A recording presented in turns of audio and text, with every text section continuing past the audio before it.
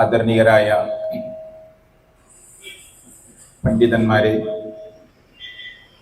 സഹോദര സഹോദരിമാരെ, പെരിങ്ങത്തൂർ എന്ന് പറയുന്ന തിരക്കേറിയ ഈ കൊച്ചു ടൗണിലെ നേരത്തെ സഫീർ അൽ ഹക്കമി ഇവിടെ സംസാരിച്ചപ്പോൾ സാഗൂതം സംസാരത്തെ ശ്രദ്ധിച്ച മാന്യരായ നാട്ടിലെ ശ്രോതാക്കളെ,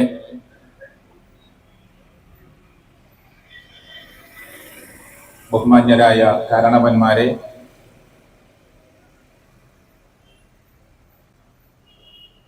അസ്സലാമു അലൈക്കും വറഹ്മത്തുള്ളാഹി. ഈ നാട്ടിലെ നല്ലവരായ ശ്രോതാക്കളുടെ മുന്നിൽ ഇവിടെ സൂചിപ്പിച്ചതുപോലെ രണ്ട് ഭാഗമായി കൊച്ചു കൊച്ചു സംസാരങ്ങളായി നിങ്ങളുടെ മുന്നിൽ ചില കാര്യങ്ങൾ ബോധ്യപ്പെടുത്താനാണ് ആഗ്രഹിക്കുന്നത്. സർവശക്തനായ അല്ലാഹു അതിനുള്ള തൗഫീഖ്, സംസാരിക്കുവാനുള്ള ഉദ്ദേശിച്ച വിഷയങ്ങളിലെ നിങ്ങളുടെ മുമ്പിൽ കേൾപ്പിക്കുവാനുള്ള സൗഭാഗ്യം, കാര്യങ്ങളെ കേട്ട് മനസ്സിലാക്കി വിവച്ഛേദിച്ച് വേർതിരിച്ച് കാര്യങ്ങളെ മനസ്സിലാക്കുവാനുള്ള കഴിവ് അല്ലാഹു നിങ്ങൾക്കും പ്രദാനം ചെയ്യുമാറാകട്ടെ എന്ന് ആമുഖമായി ആഗ്രഹിക്കുകയും സർവശക്തനായ അല്ലാഹുവിനോട് പ്രാർത്ഥിക്കുകയും ചെയ്യുകയാണ്. ഇസ്ലാം എന്ന് പറയുന്ന അള്ളാഹുവിന്റെ മതം ലോകത്തെവിടെയും ചർച്ചാ വിഷയമാണ്.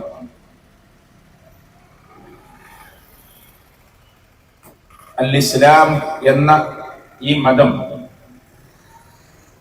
അതൊരു സമർപ്പണത്തിന്റെയും മോക്ഷത്തിന്റെയും വഴിയാണ്, സമാധാനത്തിന്റെ മാർഗമാണ്.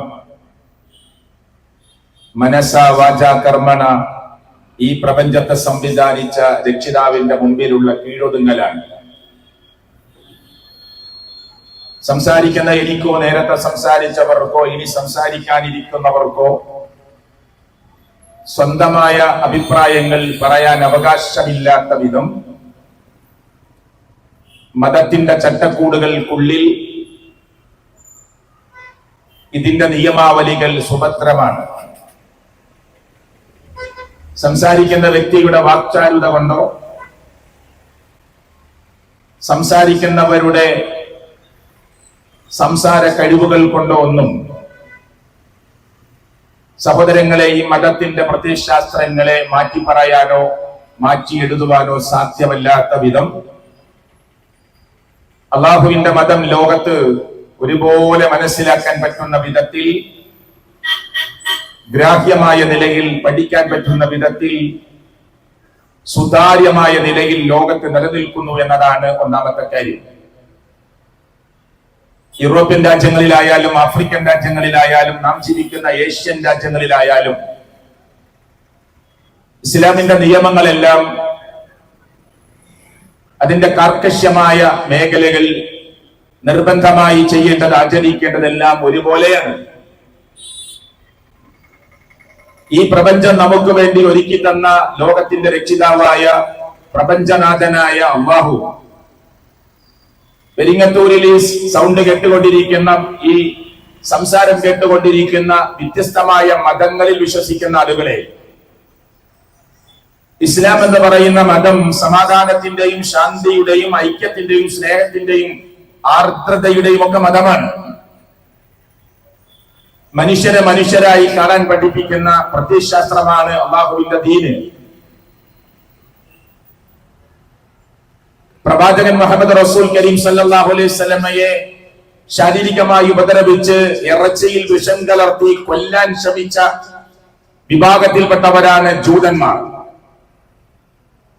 അവർ ഇസ്ലാമിന്റെ അന്നത്തെ കാലത്തെ ശത്രുക്കളാണ്. ഈ പ്രസന്റിലും അവർ ശത്രുക്കളാണ്, ഫ്യൂച്ചറിലും അവർ ശത്രുക്കളാണ്. ഫലസ്തീനിന്റെ മണ്ണിൽ ജൂദായിസത്തിന്റെ തോന്നിയവാസങ്ങളും വൃത്തികേടുകളും നിരപരാധികളായ കുട്ടികളെയും സ്ത്രീകളെയും അവർ കൊന്നെടുക്കുന്നതും പീഡനത്തിനിരയാക്കുന്നതും ബലാത്സംഗത്തിനിരയാക്കുന്നതും ഒക്കെ ലോകം ചർച്ച ചെയ്യുന്ന വാർത്തയാണ്. അവിടെയും ജൂദായിസത്തിന്റെ രാക്ഷസ പട്ടാളമാണ്. പക്ഷേ ഒരു ജൂത ഫാമിലിയിൽപ്പെട്ട ഒരാളുടെ മയ്യത്ത് ബോഡി പ്രവാചകൻ സല്ലല്ലാഹു അലൈഹി വസല്ലമയും അനുയായികളും ഇരിക്കുന്ന വടിയോരത്ത് കൂടി കൊണ്ടുപോകുമ്പോൾ അള്ളാഹുവിന്റെ പ്രവാചകൻ മുഹമ്മദ് റസൂൽ കരീം സല്ലല്ലാഹു അലൈഹി വസല്ലമ എഴുന്നേറ്റ് നിൽക്കുകയും ആ മനുഷ്യന്റെ മയ്യത്തിനോട് ബോഡിയോട് ആദരവ് കാണിക്കുകയും ചെയ്തപ്പോ അനുയായികളായ സ്വഹാബ കിറാം അനുചരന്മാർ ചോദിച്ചു, പ്രവാചകരെ അതൊരു ജൂതന്റെ മയ്യത്തല്ലേ എന്ന് അനുയായികൾ ചോദിക്കുന്നത് ചരിത്രത്തിൽ രേഖപ്പെടുത്തുന്നുണ്ട്. അവിടെ പ്രവാചകൻ മുഹമ്മദ് റസൂൽ സല്ലല്ലാഹു അലൈഹി വസല്ലമ മറുപടി കൊടുത്തത് അവിടെ മതമോ ജാതിയോ വർഗമോ വർണ്ണമോ നോക്കിക്കൊണ്ടല്ല. പ്രവാചകൻ പറഞ്ഞു, അതൊരു മനുഷ്യന്റെ മയ്യത്തല്ലേ. ഇസ്ലാമിനെ തകർക്കാൻ ശ്രമിക്കുന്ന മുസ്ലിങ്ങൾ ഉമ്മയേക്കാൾ, വാപ്പയേക്കാൾ, ജേട്ടനേക്കാൾ, അനിയനേക്കാൾ, മക്കളേക്കാൾ, സ്വത്തിനേക്കാൾ, ആസ്തിയേക്കാൾ, സർവ്വതിനേക്കാൾ മുസ്ലിം സമൂഹം ഇഷ്ടപ്പെടുന്ന, അള്ളാഹു കഴിഞ്ഞാൽ ഏറെ ഇഷ്ടപ്പെടുന്ന, ഹൃദയത്തിൽ ഏറ്റവും വലിയ സ്ഥാനം കൊടുക്കുന്ന പ്രവാചകൻ മുഹമ്മദ് റസൂൽ സല്ലല്ലാഹു അലൈഹി വസല്ലമയെ കൊല്ലാൻ ശ്രമിച്ച ജൂത കുടുംബങ്ങളിൽപ്പെട്ട ഒരു കുടുംബത്തിലെ ഒരു മനുഷ്യന്റെ മയ്യത്ത് കൊണ്ടുപോകുമ്പോഴാണ് പ്രവാചകൻ വൈരാഗ്യം വെച്ചു പുലർത്താതെ, വിദ്വേഷം വെച്ചു പുലർത്താതെ തന്റെ അനുചരന്മാരുടെ മുന്നിൽ പഠിപ്പിച്ചു കൊടുക്കുകയാണ്, അതൊരു മനുഷ്യന്റെ മയ്യത്താണ്. പെരിങ്ങത്തൂരിൽ ഈ സംസാരം നടന്നുകൊണ്ടിരിക്കുമ്പോ ഇതിലൂടെ ഒരു മയ്യത്തുമായി ഏതെങ്കിലും മതവിഭാഗത്തിലെ ആളുകൾ കടന്നു പോകുമ്പോ അവിടെ ഒന്ന് എഴുന്നേറ്റു നിന്ന് ആ മയ്യത്തിനോട് ഒരു ആദരവ് കാണിക്കാൻ പഠിപ്പിക്കുന്ന ഒരു പ്രത്യയശാസ്ത്രമാണ് അള്ളാഹുവിന്റെ മതമായ ഇന്ന ദീന ഇൻദല്ലാഹിൽ ഇസ്ലാം എന്ന് പറയുന്ന ഈ മതം. പെരിങ്ങത്തൂരിലെ മനുഷ്യരെ, നിങ്ങൾക്കിത് കൃത്യമായി അതിനെ ആ മതത്തിന്റെ ഉള്ളുകളിലേക്ക്, അതിന്റെ ഡെപ്തായ, അതിന്റെ ആഴമേറിയ വശങ്ങളിലേക്ക് കയറി ചെന്ന് കീറി മുറിച്ച് പരിശോധിക്കാവുന്നതാണ്. ഈ മതത്തിന്റെ പ്രത്യയശാസ്ത്രങ്ങളിൽ എവിടെയെങ്കിലും അബദ്ധമുണ്ടോ? പ്രവാചകൻ സല്ലല്ലാഹു അലൈഹി വസല്ലമ അല്ലാഹുവിന്റെ ദിവ്യബോധനം കിട്ടിയതിനനുസരിച്ച് പറഞ്ഞ പ്രവാചക വചനങ്ങളിൽ എവിടെയെങ്കിലും അബദ്ധങ്ങളുണ്ടോ? അത് പഠിപ്പിച്ച ആചാരങ്ങളിലോ അനുഷ്ഠാനങ്ങളിലോ രീതിശാസ്ത്രങ്ങളിലോ എവിടെയെങ്കിലും പോരായ്മകളുണ്ടോ? 100% ഉറപ്പിച്ചു പറയാം, അവിടെ അബദ്ധമുണ്ടാവില്ല, അനീതി ഉണ്ടാവില്ല, ഇല്ല, പ്രകൃതി വിരുദ്ധമായ പരാമർശങ്ങൾ ഉണ്ടാവില്ല, സാമൂഹ്യ നീതിക്ക് യോജിക്കാത്ത ഒന്നും ഉണ്ടാവില്ല. അവിടുത്തെ എല്ലാ കാര്യങ്ങളും ഒന്നുകിൽ ആ സമയത്ത് അംഗീകരിക്കാൻ പറ്റിയില്ലെങ്കിലും തുടർന്നു വരുന്ന ചർച്ചകളിലൂടെ, അന്വേഷണങ്ങളിലൂടെ അതുതന്നെയാണ് വേണ്ടത് എന്ന് ലോകം അംഗീകരിക്കുന്ന പ്രത്യേകമായ സാഹചര്യമാണ് ലോകത്തുണ്ടായിട്ടുള്ളത്. ഞാൻ പറയുന്നത്, ഇസ്ലാം വെക്കുന്ന ഏതെങ്കിലും കുറ്റവാളികൾക്ക് വെക്കുന്ന ശിക്ഷാ നടപടികളെ കുറിച്ച് പരിശോധിച്ചോ നിങ്ങൾ? ഇസ്ലാമിന്റെ ആരാധന മുറകളെ പരിശോധിച്ചോളൂ നിങ്ങൾ. ഇസ്ലാം വെച്ചിരിക്കുന്ന സാമൂഹ്യ ബന്ധങ്ങളെ പരിശോധിച്ചോളൂ, അയൽപക്ക ബന്ധങ്ങളെ പരിശോധിച്ചോളൂ, സ്വത്താവകാശത്തെ പരിശോധിച്ചോളൂ, ആണിന് ഇരട്ടി കൊടുക്കുമ്പോ പെണ്ണിനതിന്റെ നേരെ പകുതി കൊടുക്കാൻ പറഞ്ഞത് പരിശോധിച്ചോളൂ. എവിടെയൊക്കെ ഗവേഷണങ്ങളും പഠനങ്ങളും നടന്നിട്ടുണ്ടോ അതാണ് നീതി എന്ന് മുസ്ലിങ്ങളല്ലാത്ത ആളുകൾ ലോകത്തോട് വിളിച്ചു പറഞ്ഞിട്ടുണ്ട്. പരിശോധിക്കാവുന്നതാണ് അല്ലേ? ഒരു മനുഷ്യൻ ഭൂമിയിലേക്ക് ജനിച്ചു വീഴുമ്പോ അതവൻ അവന്റെ അമ്മയുടെ ഉമ്മയുടെ ഗർഭപാത്രത്തിൽ ലോകത്തിന്റെ രക്ഷിതാവായ പ്രപഞ്ചത്തിന്റെ നാഥനായ അല്ലാഹു തആല ഒരു മനുഷ്യ കുഞ്ഞിനെ ഒരു നിമിഷം കൊണ്ട്, ഒരു സെക്കൻഡ് കൊണ്ട് അമ്മയുടെ ഗർഭപാത്രത്തിൽ രൂപപ്പെടുത്തുകയില്ല. അല്ലല്ലോ? അതെല്ലാവരും അംഗീകരിക്കുന്ന കാര്യമല്ലേ? 1400 വർഷങ്ങൾക്ക് മുമ്പ് പ്രവാചകൻ മുഹമ്മദ് റസൂൽ സല്ലല്ലാഹു അലൈഹി വസല്ലമ ജ്ഞാനങ്ങൾ നേടിയിട്ടില്ലാത്ത, വിദ്യാഭ്യാസം നേടിയിട്ടില്ലാത്ത നിരക്ഷരനായ പ്രവാചകൻ, ഒരു കൂടുതൽ സമൂഹവും നിരക്ഷരരായി നിൽക്കുന്ന, സാക്ഷരത നേടിയിട്ടില്ലാത്ത സമൂഹത്തിന്റെ മുന്നിൽ ഗർഭപാത്രത്തെ കുറിച്ചും അതിന്റെ ഉള്ളറകളെ കുറിച്ചും പറഞ്ഞു കൊടുത്തത് അള്ളാഹുവിന്റെ വഹീ പ്രകാരം ഖുർആനിന്റെ വചനാമൃതങ്ങൾ ഓതിക്കൊടുത്തുകൊണ്ടാണ്. ലോകത്ത് അതിനെ കുറിച്ച് പഠിച്ച ഗൈനക്കോളജിസ്റ്റുകളുടെ കൂട്ടായ്മ ലോകത്തോട് അത്ഭുതത്തോടു കൂടിയാണ് സംസാരിച്ചിട്ടുള്ളത്. അത്ഭുതം എന്നാണ് അവർ പ്രയോഗിച്ച വാക്ക്. ഒരൊറ്റ ഉദാഹരണം മാത്രം ഞാൻ പറയട്ടെ. പരിശുദ്ധ ഖുർആനിൽ ആദ്യമിറങ്ങിയ വചനം വായിക്കണമെന്ന് പറഞ്ഞുകൊണ്ടാണ്. ഇഖ്റഅ ബിസ്മി റബ്ബിക്കല്ലദീ ഖലഖ് ഖലഖൽ ഇൻസാന മിൻ അലഖ് ഇഖ്റഅ വറബ്ബുക്കൽ അക്രം അല്ലദീ അല്ലമ ബിൽ ഖലം അല്ലമൽ ഇൻസാന മാ ലം യഅലം. നിങ്ങൾ പരിശോധിച്ചോളൂ, ലോകത്തെ ഏതൊക്കെ വേദഗ്രന്ഥങ്ങൾ ലോകത്തുണ്ടോ ആ വേദഗ്രന്ഥങ്ങൾ മുഴുവനും നിങ്ങൾക്ക് പരിശോധിക്കാം. പരിശുദ്ധ ഖുർആൻ എന്ന് പറയുന്ന ദൈവികമായ വചനം, അല്ലാഹുവിന്റെ കലാം, സംസാരം എന്ന് പറയുന്ന പരിശുദ്ധ ഖുർആൻ, ഈ നാട്ടിലെ പെരിങ്ങത്തൂരിൽ ആളുകളോട് ഞാൻ പറയാ, അതിൽ ഒരക്ഷരം പോലും പിഴച്ചിട്ടില്ല, ഒരു വാക്ക് പോലും അബദ്ധം പറഞ്ഞിട്ടില്ല. എവിടെയും പരിശുദ്ധ ഖുർആനിന്റെ 6236 വചനങ്ങൾ പരിശോധിച്ചാൽ അശാസ്ത്രീയമായ പദപ്രയോഗങ്ങളില്ല, മാത്തമാറ്റിക്സിലെ കൂട്ടിമുട്ടലുകളില്ല. ഇല്ല സുഹൃത്തുക്കളെ, കെമിസ്ട്രിയുടെ ഗ്രന്ഥമല്ല ഖുർആൻ, ബയോളജിയുടെ ഗ്രന്ഥമല്ല ഖുർആൻ, ഫിസിക്സിന്റെ ഗ്രന്ഥമല്ല ഖുർആൻ. പക്ഷെ ഖുർആൻ പറഞ്ഞ ഫിസിക്സ് തെറ്റിയിട്ടില്ല, ഖുർആൻ പറഞ്ഞ ബയോളജി തെറ്റിയിട്ടില്ല, ഖുർആൻ പറഞ്ഞ കെമിസ്ട്രി തെറ്റിയിട്ടില്ല, ഖുർആൻ പറഞ്ഞ മാത്തമാറ്റിക്സ് തെറ്റിയിട്ടില്ല, ഖുർആൻ പറഞ്ഞ ഭ്രൂണശാസ്ത്രം പിഴച്ചിട്ടില്ല. എല്ലാം അതിന്റെ ഏറ്റവും ആപ്റ്റായ പദപ്രയോഗങ്ങളിലൂടെ ലോകത്തിന്റെ മുമ്പിൽ കൃത്യമായ അറിവ് സമ്മാനിച്ചു എന്ന് പറയാൻ അതൊരു മുസ്ലിമിന്റെ കഴിവല്ല, ലോകത്തിന്റെ രക്ഷിതാവായ റബ്ബിന്റെ സംസാരമാണ് എന്ന് 100% ഉറപ്പുള്ളത് കൊണ്ടാണ് മുസ്ലിം ഉമ്മത്തിൽപ്പെട്ടവർ എഴുന്നേറ്റ് എന്ന് പറയുന്നത്. പ്രിയപ്പെട്ടവരെ, മനുഷ്യരെ എന്ന് ഖുർആൻ വിളിച്ചിട്ട് ആദ്യത്തെ അഭിസംബോധന ചെയ്തിട്ട് അള്ളാഹുവിന്റെ ഖുർആനാകുന്ന കലാമാകുന്ന ഖുർആനിൽ 1-ാം അധ്യായം സൂറത്തുൽ ഫാത്തിഹ കഴിഞ്ഞ് 2-ാം അധ്യായം സൂറത്തുൽ ബഖറയിലേക്ക് എത്തുമ്പോ അള്ളാഹുവിന്റെ പ്രയോഗം മുസ്ലിങ്ങളെ എന്നല്ല, മുഅ്മിനീങ്ങളെ എന്നല്ല, മനുഷ്യരെ എന്ന് വിളിച്ചു. ഇൻഷാ അല്ലാഹ് ഞാൻ അവിടേക്ക് വരാം. അങ്ങനെ അഭിസംബോധന ചെയ്യുന്ന ഖുർആനിൽ ഭ്രൂണശാസ്ത്രത്തെ കുറിച്ച് പറഞ്ഞെടുത്ത് അത്ഭുതങ്ങളാണ് ലോകത്തെന്നും മനുഷ്യർക്ക് കണ്ടെത്താൻ പറ്റിയിട്ടുള്ളത്. 1-2 ഉദാഹരണങ്ങൾ മാത്രം ഞാൻ പറയാം.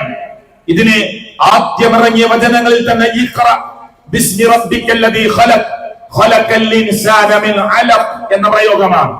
അലഖ് എന്ന പദത്തിന് പ്രിയപ്പെട്ടവരെ നിഘണ്ടു പരിശോധിച്ചാൽ, അറബിയിലെ ഡിക്ഷണറികൾ നിഘണ്ടു പരിശോധിച്ചാൽ ഒരർത്ഥം അട്ട എന്നാണ്, തൂങ്ങി പിടിച്ചു നിൽക്കുന്നത് എന്നാണ്, ഒട്ടിപ്പിടിച്ചു നിൽക്കുന്നത് എന്നാണ്.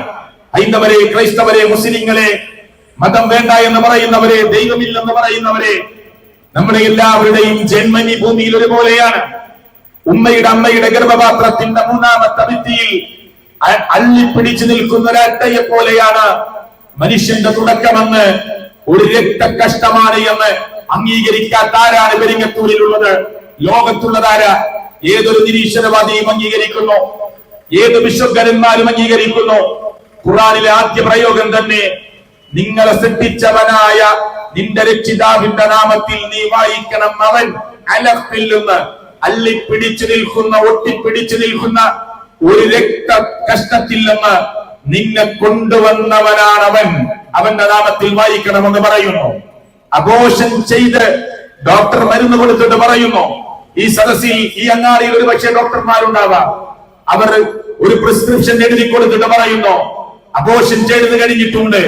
പക്ഷെ ഇതിന്റെ സ്വഭാവം അള്ളിപ്പിടിച്ചു നിൽക്കുന്ന, ഒട്ടിപ്പിടിച്ചു നിൽക്കുന്ന ഒരു സ്വഭാവ ഘടനയാണ് ഇതിനുള്ളത്. അതുകൊണ്ട് ഈ മരുന്ന് കഴിച്ച് പൂർണ്ണമായി ഗർഭപാത്രത്തിന്റെ ഭിത്തികളിൽ നിന്ന് അടർന്നു പോകാനുള്ള മെഡിസിനാണ് എന്ന് പറഞ്ഞ് കുറിച്ചു കൊടുക്കാറുണ്ട്. പ്രിയപ്പെട്ടവരെ, ഖുർആനിലെ ആദ്യത്തെ പ്രയോഗം തന്നെ അലഖ് എന്ന പ്രയോഗത്തിലൂടെയാണ്. ഇനി അമേരിക്ക എന്ന് പറയുന്ന പാശ്ചാത്യ ലോകത്തിന്റെ അല്ല, ലോകരാജ്യങ്ങളുടെ പോലീസാണെന്ന് അവകാശപ്പെടുന്ന അമേരിക്കയിലെ ഒരു കൂട്ടം ഗൈനക്കോളജിസ്റ്റുകളായ വിശുദ്ധരന്മാർ ലോകത്തോട് പറഞ്ഞൊരു വാക്കുണ്ട്. അവര് പറഞ്ഞു 27-28 ഡേയ്സ്, 27-28 ദിവസം പ്രായമായ ഒരു സ്ത്രീയുടെ ഗർഭത്തെ സ്കാൻ ചെയ്യുക. 1 മാസമേ ആവുന്നുള്ളൂ, അതല്ലെങ്കിൽ 1 മാസം ആയിട്ടേ ഉള്ളൂ. അതിന്റെ ഗർഭത്തെ സ്കാൻ ചെയ്ത് അതിന്റെ ചിത്രം നിങ്ങൾ പുറത്തു കൊണ്ടുവരിക.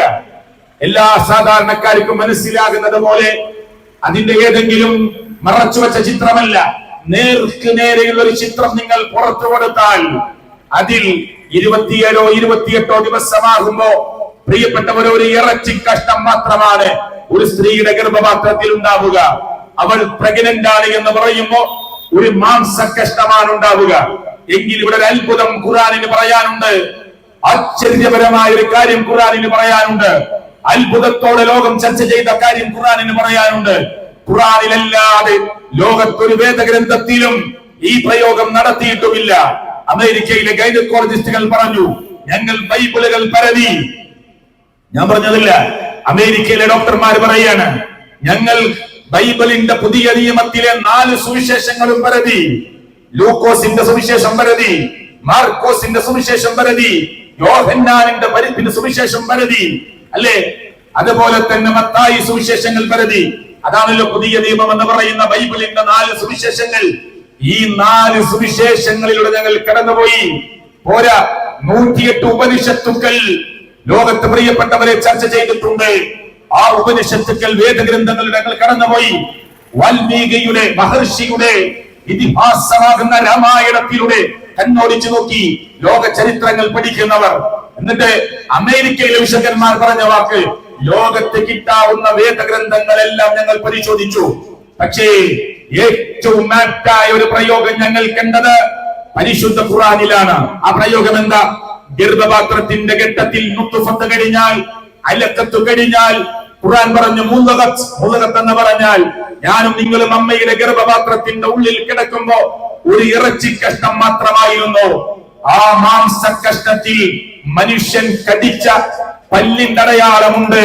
അമേരിക്കയിലെ ഡോക്ടർമാർ ലോകത്തോട് പറഞ്ഞു, നിങ്ങൾക്കിപ്പോ നിങ്ങളുടെ കയ്യിലുള്ള സ്മാർട്ട് ഫോണുകൾ ഓൺ ചെയ്തുകൊണ്ട് ഗൂഗിൾ സെർച്ച് ചെയ്താൽ നിങ്ങൾക്ക് ഞാൻ ഈ പറയുന്ന ഭാഗം കാണാം. അമേരിക്കയിലെ ഡോക്ടർമാർ ലോകത്തോട് പറയുന്നു, ഒരു അമ്മയുടെ ഗർഭപാത്രത്തിൽ കിടക്കുന്ന കുഞ്ഞ് അല്ലെങ്കിൽ കുഞ്ഞാവാൻ പോകുന്ന ഇറച്ചി കഷ്ണം 1 മാസം പ്രായമാകുമ്പോ ആ മാംസ കഷ്ണത്തിൽ മനുഷ്യന്റെ പല്ല് പതിഞ്ഞടയാളമുണ്ട്. മനുഷ്യന്റെ പല്ല് പതിഞ്ഞടയാളമുണ്ട്. ഇത് ലോകത്താരെങ്കിലും എന്നെങ്കിലും പറഞ്ഞിട്ടുണ്ടോ? 2000-ലും 99-ലും അമേരിക്ക ഇത് പറയുമ്പോ അവർ പറയാ, ഞങ്ങൾ സെർച്ച് ചെയ്തു, ലോകത്ത് എവിടെ കിട്ടും ഈ വാർത്ത എന്ന്. ഖുർആനിലുണ്ട്. ഖുർആനിൽ 1400 വർഷങ്ങൾക്ക് മുമ്പ് അള്ളാഹുവിന്റെ പ്രവാചകൻ ലോകത്തോതിക്കൊടുത്തു.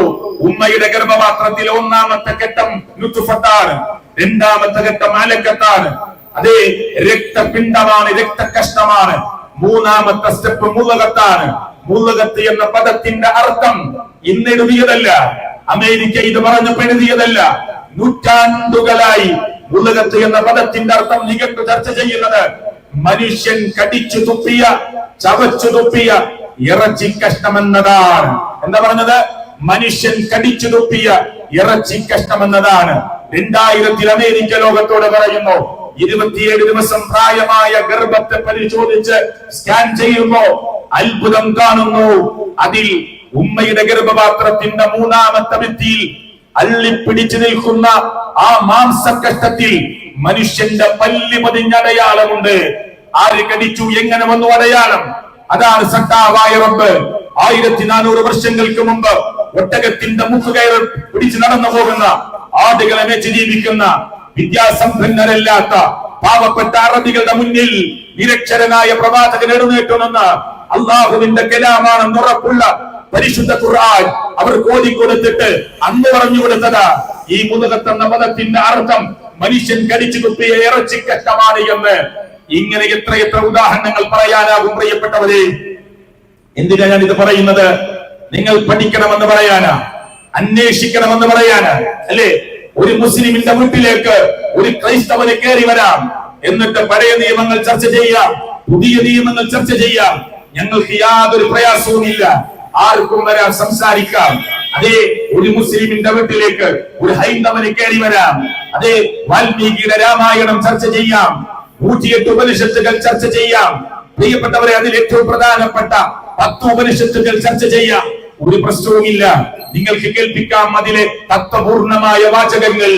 എന്നിട്ട് ഈ മനുഷ്യരോട് ഞാൻ ഇതാ ഉറക്കെ പറയുന്നു, എങ്കിൽ നിങ്ങൾ അള്ളാഹുവിന്റെ സംസാരമാണെന്ന് 100% ഉറപ്പുള്ള പരിശുദ്ധ ഖുർആനിന്റെ 6236 114 അധ്യായങ്ങൾ 30 പാർട്ടുകളായിട്ടുള്ള പരിശുദ്ധ ഖുർആനിനെ ഒരാവർത്തി നിങ്ങൾ വായിക്കാൻ തയ്യാറായാൽ അതിന്റെ മുമ്പിൽ ഏതൊരു മനുഷ്യനും, മുസ്ലിമാവട്ടെ അമുസ്ലിമാവട്ടെ, ഈ ഖുർആനിന്റെ ശബ്ദത്തിന് മുന്നിൽ അവർ അറിയാതെ മുട്ടുമടക്കി പോകും. കാരണം ഇത് ഇന്നിന്റെ ലോകത്ത് 2026-ൽ 21-ാം നൂറ്റാണ്ടിൽ ഇന്നലകളിൽ ഇന്ന് സംഭവിച്ചുകൊണ്ടിരിക്കുന്ന കാര്യങ്ങളിലേക്കുള്ള സൂചനകളായി, അല്ലെങ്കിൽ ഇപ്പോൾ ഇറങ്ങിയ വചനം പോലെ ഓരോ മനുഷ്യന്റെ ഹൃദയങ്ങളെയും കീഴടക്കാൻ പറ്റുന്ന വചനാമൃതങ്ങളാണ് പരിശുദ്ധ ഖുർആൻ എന്ന് പറയുന്ന ഗ്രന്ഥത്തിലുള്ളത്. ആർക്കും പരിശോധിക്കാൻ ഞാനൊരു ഉദാഹരണം പറഞ്ഞു എന്ന് മാത്രം. പ്രിയപ്പെട്ടവരെ, ആകാശത്തിന്റെ മേലാപ്പിൽ നമ്മുടെ തലക്ക് മുകളിൽ ഉയർന്നു നിൽക്കുന്ന സൂര്യൻ എന്ന് പറയുന്ന അത്ഭുതകരമായ സൂര്യനെ കുറിച്ച് 1400 വർഷങ്ങൾക്ക് മുമ്പ് അള്ളാഹുവിന്റെ പ്രവാചകൻ സല്ലല്ലാഹു അലൈഹി വസല്ലമ പേര് പോലും സ്വന്തം ഭാഷയിൽ എഴുതാൻ അറിയാത്ത പൂർണ്ണ നിരക്ഷരനായ പ്രവാചകൻ അറബികളുടെ മുന്നിൽ പറഞ്ഞു കൊടുക്കുകയാണ്, ആ ചന്ദ്രൻ സ്വയം പ്രകാശിക്കുന്നില്ല, സൂര്യൻ സ്വയം പ്രകാശിക്കുന്ന വിളക്കുമാടമാണ്. അതേ, ചന്ദ്രൻ എന്നത് പ്രകാശം തട്ടി പ്രതിഫലിപ്പിക്കുന്ന അതിലൊരു പ്രകാശം മാത്രമാണുള്ളത്. ഇവിടെ നിന്ന് ആ ബിൽഡിംഗിലേക്ക് ഒരു ടോർച്ച് അടിച്ചാൽ അവിടെ തട്ടി പ്രതിഫലം, അതിന്റെ ആ ലൈറ്റിന്റെ, പ്രിയപ്പെട്ടവരെ, അതിന്റെ പ്രതിഫലനങ്ങൾ ഇങ്ങോട്ടുണ്ടാകുക എന്നതുപോലെ ഇതാ പ്രകാശത്തെ തട്ടി പ്രതിഫലിപ്പിക്കുന്ന ഒരു ഗോളമാണ് ചന്ദ്രനെന്ന് നിരക്ഷരനായ പ്രവാചകൻ ഇതാ ഗവേഷണ സംവിധാനങ്ങൾക്ക് യാതൊരു മാർഗവുമില്ലാതെ നിൽക്കുന്ന ആ കാലഘട്ടത്തിൽ എങ്ങനെ പറഞ്ഞു? പോരാ, സൂര്യനെ കുറിച്ച് പറഞ്ഞപ്പോ പ്രയോഗിച്ച വാക്ക് സിറാജ് എന്നാണ്, ലിയാഖ് എന്നാണ്. ഖുർആൻ നിങ്ങൾക്ക് പരിശോധിച്ചാൽ കാണാം, സ്വയം പ്രകാശിക്കുന്ന പ്രകാശ ഗോപുരത്തിന് മാത്രം പറയാവുന്ന പേരാണ്, വിളക്കുമാടത്തിന് പറയാവുന്ന പേരാണ്. അപ്പൊ സൂര്യൻ സ്വയം പ്രകാശിക്കുന്നു എന്ന് 1400 വർഷം മുമ്പ് അള്ളാഹുവിന്റെ പ്രവാചകൻ എങ്ങനെ പറഞ്ഞു കൊടുത്തു? പരിശോധിക്കണ്ടേ? ചന്ദ്രൻ സ്വയം പ്രകാശിക്കുന്നില്ല എന്ന് എങ്ങനെ പറഞ്ഞു കൊടുത്തു? ഭൂമി ആ ഒരു സാങ്കല്പിക ചുതണ്ടിൽ അതിവേഗത്തിൽ കറങ്ങുകയാണ് എന്ന് ശാസ്ത്രം പറയുമ്പോ, പെരിങ്ങത്തൂരുള്ളവരെ, നമ്മൾ ഇവിടെ തന്നെയുണ്ട്. ഭൂമിയുടെ ഈ മേലാപ്പിൽ നമ്മൾ ജീവിക്കുന്നു, വാഹനങ്ങൾ ഓടുന്നു, ഭൂമി ഉരുണ്ടതാണ്. പക്ഷെ നിങ്ങൾക്ക് വാസയോഗ്യമായ നിലയിൽ നിങ്ങൾക്ക് ഒരു തൊട്ടിലാക്കി തന്നു എന്ന് ഖുർആനിന്റെ പ്രയോഗമില്ലേ? ഇല്ലേ പ്രിയപ്പെട്ടവരെ? ഈ ഭൂമി നിങ്ങളെയും കൊണ്ടാടി പോകാതിരിക്കാൻ പർവ്വതങ്ങളെ ആണിയാക്കി നിർത്തിയെന്ന് അള്ളാഹുവിന്റെ ഖുർആനിലില്ലേ? ഇല്ലേ? അത് പരിഹസിച്ച് സംസാരിച്ച നിരീശ്വരവാദികളായ ആളുകൾ കേരളത്തിൽ ഉണ്ടായിട്ടില്ലേ? ഈ പർവ്വതങ്ങൾ ഭൂമിയിൽ അടിച്ചുതാഴ്ത്തിയ ആണികളാണ് എന്ന പ്രയോഗം അള്ളാഹുവിന്റെ ഖുർആൻ നടത്തിയപ്പോ ഇതാ ഖുർആനിൽ തെറ്റുണ്ടോ എന്ന് ചോദിക്കുന്നവർക്ക് മുന്നിൽ ഞാൻ ഇതാ മറുപടി പറയുന്നു എന്ന് പറഞ്ഞ് ഇവിടുത്തെ ബുദ്ധിജീവിയാണ് എന്ന് പരിചയപ്പെടുത്തുന്ന ഒരാൾ, കേരളത്തിലെ ബുദ്ധിജീവിയാണ് എന്ന് പരിചയപ്പെടുത്തുന്ന ഒരാൾ മറുപടി പ്രസംഗം പതിറ്റാണ്ടുകൾക്ക് മുമ്പ് നടത്തിയിട്ടില്ലേ? അതിൽ പറഞ്ഞത് എന്താണെന്നറിയോ? ആണിയുടെ ഷാർപ്പായ ഭാഗമാണ് മരത്തിലേക്ക് നമ്മൾ, ചുമരിലേക്ക് നമ്മൾ അടിച്ചു കയറ്റാറുള്ളത്. ആ ആണിയുടെ തൊപ്പിയുള്ള പരന്ന ഭാഗമാണ് പുറത്തേക്ക് പ്രൊജക്ട് ചെയ്ത് നിൽക്കാറുള്ളത്. എങ്കിൽ ഈ ഭൂമിയിൽ അടിച്ചുതാഴ്ത്തിയ പർവ്വതങ്ങൾ എങ്ങനെയാണ് ആണിയാവുക? അതിന്റെ വലിയ ഭാഗം അല്ലേ സത്യത്തിൽ പുറത്തു കാണേണ്ടത്? എന്നാൽ പർവ്വതങ്ങളുടെ കൂർത്ത ഭാഗമാണ് നമ്മൾ മേലോട്ട് കാണുന്നത്. ഇതാ ഖുർആനിൽ തെറ്റുപറ്റിയിരിക്കുന്നു എന്ന് വിളിച്ചു പറഞ്ഞ മനുഷ്യൻ 2 കൊല്ലം കൊണ്ട് മൗനം പാലിച്ച് തല കുനിച്ച് അതേ അദ്ദേഹത്തിന്റെ കൂട്ടത്തിൽപ്പെട്ട വലിയ വലിയ ചിന്തകന്മാർ മറുപടി പറഞ്ഞപ്പോ മൗനം പാലിച്ച് തല കുനിച്ചു നിന്നത് നിങ്ങൾ ഓർക്കുന്നില്ലേ? അവരെന്താ മറുപടി പറഞ്ഞത്? പ്രിയപ്പെട്ടവരെ, അങ്ങനെ പറയരുത്. പർവ്വതം നിങ്ങൾ കാണുന്നത് പോലെ മുകളിലേക്ക് ഒരു 100 മീറ്ററോ 50 മീറ്ററോ കാണുന്നുണ്ടെങ്കിൽ അതിന്റെ ഷാർപ്പായ അടിവേരുകൾ കൂർത്ത് ഭൂമിക്കടിയിലേക്ക് എത്രയോ ഡെപ്തിലേക്ക് പോയിട്ടുണ്ട്. ഒരാണിയെ പോലെ എന്ന് ആരാ? ഭൂമിയെ കുറിച്ച് ഗവേഷണം നടത്തിയ ആളുകൾ, മണ്ണിനെ കുറിച്ച് പഠിച്ചവർ, പർവ്വതത്തെ കുറിച്ച് പഠിച്ചവർ മറുപടി പറഞ്ഞപ്പോ മുസ്ലിങ്ങൾക്ക് മറുപടി പറയേണ്ടി വന്നില്ല. പിന്നെ ദൈവമില്ലെന്ന് പറയുന്നവർ, നിരീശ്വരത്വം ലോകത്ത് പ്രചരിപ്പിക്കുന്നവർ, ഞങ്ങൾ വലിയ ബുദ്ധിജീവികളാണെന്ന് പറയുന്നവർ, അവരുടെ കൂട്ടത്തിൽ നിന്ന് തന്നെ അതൊരിക്കലും പറയരുതെന്ന് പറഞ്ഞ് മറുപടി കിട്ടിയപ്പോ തല കുനിച്ച് നിൽക്കേണ്ടി വന്നു. ഖുർആനിൽ ഈ ഭൂമിയിൽ അടിച്ചുതാഴ്ത്തിയ പർവ്വതങ്ങൾ ആണികളെ പോലെയാണ് എന്ന് ഖുർആൻ പ്രയോഗിച്ചിട്ടില്ലേ? നിങ്ങളെയും കൊണ്ട് ആടിപ്പോകാതിരിക്കാൻ ബാലൻസ് കൺട്രോൾ ചെയ്യാനുള്ള ആടികളായി കുട്ടികളായി പർവ്വതത്തെ പരിചയപ്പെടുത്തിയിട്ടില്ലേ പ്രിയപ്പെട്ടവരെ?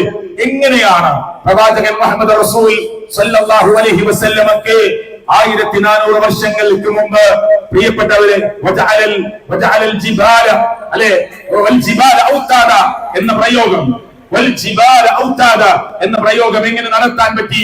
നിങ്ങളൊന്ന് പരിശോധിച്ചു നോക്കൂ. അതേപോലെ സമുദ്രങ്ങൾ, ഭൂമിയുടെ 3/4 ഭാഗം വരുന്ന സമുദ്രം പ്രിയപ്പെട്ടവരെ ആളിക്കത്തും എന്ന ഖുർആനിലുണ്ട്. ആളിക്കത്തും എന്നാൽ നിഷേധിച്ചവരുണ്ടായിരുന്നു. ഇന്ന് സയൻസ് ലോകത്തോട് എന്ത് പറയുന്നു? തിരമാലകൾ കൂട്ടിയടിച്ച് തീപ്പൊരി ഉണ്ടാകുമെന്ന് സയൻസ് ലോകത്തോട് വിളിച്ചു പറയുന്നു. ഇല്ലേ? നിഷേധിക്കാൻ പറ്റുമോ? ഒന്ന് വായിച്ചു നോക്കൂ നിങ്ങൾ, ഒന്ന് സെർച്ച് ചെയ്തു നോക്കൂ നിങ്ങൾ. വെള്ളം എന്നത് ലോകത്തിന്റെ ദൈവം, ഈ പ്രപഞ്ചത്തിന്റെ നാഥൻ ഉണ്ടാക്കിയത്. H2O എന്ന് പറഞ്ഞാൽ ഹൈഡ്രജനും ഓക്സിജനുമാണ്. ഹൈഡ്രജൻ സ്വയം കത്തുന്നതാണ്, ഓക്സിജൻ കത്താൻ സഹായിക്കുന്നതാണ്. സ്വയം കത്തുന്ന ഒന്നും കത്താൻ സഹായിക്കുന്ന ഒന്നും ചേർത്തിട്ട് കത്തുന്ന ഒന്നിനെ കെടുത്താൻ പറ്റിയ വെള്ളമാക്കി മാറ്റിയതാരാ? പ്രപഞ്ചത്തിന്റെ നാഥനായ അല്ലാഹുവാണ്. എങ്കിൽ ആ വെള്ളത്തെ ആടി കത്തിപ്പിക്കുമെന്ന് പറഞ്ഞത് അതേ പ്രപഞ്ചത്തിന്റെ രക്ഷിതാവാണ്. ലോകം അവസാനിക്കുമ്പോ ഈ ഭൂമിയുടെ മുക്കാൽ ഭാഗം വരുന്ന സമുദ്രം ആളിക്കത്തുമെന്ന് പറഞ്ഞപ്പോ കളിയാക്കിയവരും നിഷേധിച്ചവരും ഉണ്ടായിരുന്നു. എന്നാൽ ഇന്ന് കടലിനെ കുറിച്ച് പഠിച്ചവർ, ഭൂമിയെ കുറിച്ച് പഠിച്ചവർ, ലേഖനങ്ങൾ നിങ്ങളൊന്ന് സെർച്ച് ചെയ്തു നോക്കൂ. ലോകം അവസാനിക്കുമെന്ന് അവർ പറയുന്നു. ഈ സമുദ്രം ആളിക്കത്തുമെന്ന് പറയുന്നു. സമുദ്രം പൊട്ടി പുറത്തേക്ക് ഒഴുകുമെന്ന് പറയുന്നു. 1400 വർഷങ്ങൾക്ക് മുമ്പ് ഖുർആൻ പറഞ്ഞു വൈദൽ ബിഹാറു ഫുജിറത്, വൈദൽ ബിഹാറു സുജിറത്. രണ്ട് പ്രയോഗങ്ങൾ ഖുർആൻ നടത്തി. ഒന്നിന്റെ അർത്ഥം ആ സമുദ്രം പൊട്ടി പുറത്തേക്ക് ഒഴുകിയാൽ എന്നാണ്. രണ്ടാമത്തെ പദത്തിന്റെ അർത്ഥം ഈ സമുദ്രം ആളിക്കത്തിക്കപ്പെട്ടാൽ എന്നാണ്. വൈദൽ ബിഹാറു സുജിറത്, വൈദൽ ബിഹാറു ഫുജിറത്. ഭൂമിയുടെ മുക്കാൽ ഭാഗം വരുന്ന സമുദ്രം അതൊന്ന് പൊട്ടി പുറത്തേക്ക് ഒഴുകിയാൽ എന്തായിരിക്കും പ്രിയപ്പെട്ടവരുടെ അവസ്ഥ? സുനാമി എന്ന് പറയുന്ന ഇന്നും നമ്മുടെ മനസ്സിൽ നിന്ന് മാഞ്ഞു പോയിട്ടില്ലാത്ത നൂറുകണക്കിന് മനുഷ്യരെ കൊണ്ട് തിരമാലകൾ കടന്നുപോയ സുനാമി. പത്ര കട്ടിങ്ങൾ നിങ്ങൾ എടുത്തു വെച്ചിട്ടുണ്ടെങ്കിൽ വേണ്ട, ഇന്ന് ഒരുപാട് സംവിധാനങ്ങൾ ഉണ്ടല്ലോ. ഒന്ന്, ഞാൻ ഈ പ്രസംഗം നടത്തിക്കൊണ്ടിരിക്കുന്നിടയിൽ നിങ്ങളുടെ മൊബൈൽ എടുത്ത് ഗൂഗിളിൽ നിന്ന് സെർച്ച് ചെയ്തു നോക്കൂ. സുനാമിയുടെ തിരമാലകൾ അന്ന് എത്ര വേഗതയിലാണ് മറീന ബീച്ചിനെ പോലെയുള്ള ബീച്ചിലേക്ക് ലക്ഷ്യം വെച്ച് കടന്നു വന്നത്. ഈ റോഡിലൂടെ പെരിങ്ങത്തൂർ എന്ന് പറയുന്ന തിരക്കേറിയ കൊച്ചു ടൗണിലെ ഈ റോഡിലൂടെ കടന്നു പോകുന്ന വാഹനം 20-ലും 30-ലും 40-ലുമാണ് പോകുന്നത്. അതിനേക്കാൾ വേഗതയിൽ തിരക്കേറിയ അങ്ങാടിയിൽ പോകാൻ കഴിയില്ല. ഒരു ഹൈവേയിലേക്ക് കയറിയാൽ, നമ്മുടെ 6 ലൈനിലേക്ക് കയറിയാൽ 100 അവിടെ അനുവദിച്ച വേഗത. 100, അതിന്റെ മുകളിൽ നമുക്ക് പോകാൻ പറ്റില്ല. സാധാരണ 70-ഉം 60-ഉമാണ് അനുവദിക്കുന്നത്. ഇനി എന്റെ ചോദ്യം, ആ സുനാമി ഉണ്ടായ സമയത്ത് ആർത്തിരമ്പുന്ന തിരമാല പെട്ടെന്ന്, വളരെ പെട്ടെന്ന് കടലങ്ങുയരുകയാണ്. എത്ര? ഈ പെരിങ്ങത്തൂരങ്ങാടിയിൽ 2-ഓ 3-ഓ നിലയുള്ള ബിൽഡിംഗ് മാത്രമേ ഉള്ളൂ. എത്ര അടി ഉണ്ടാകും?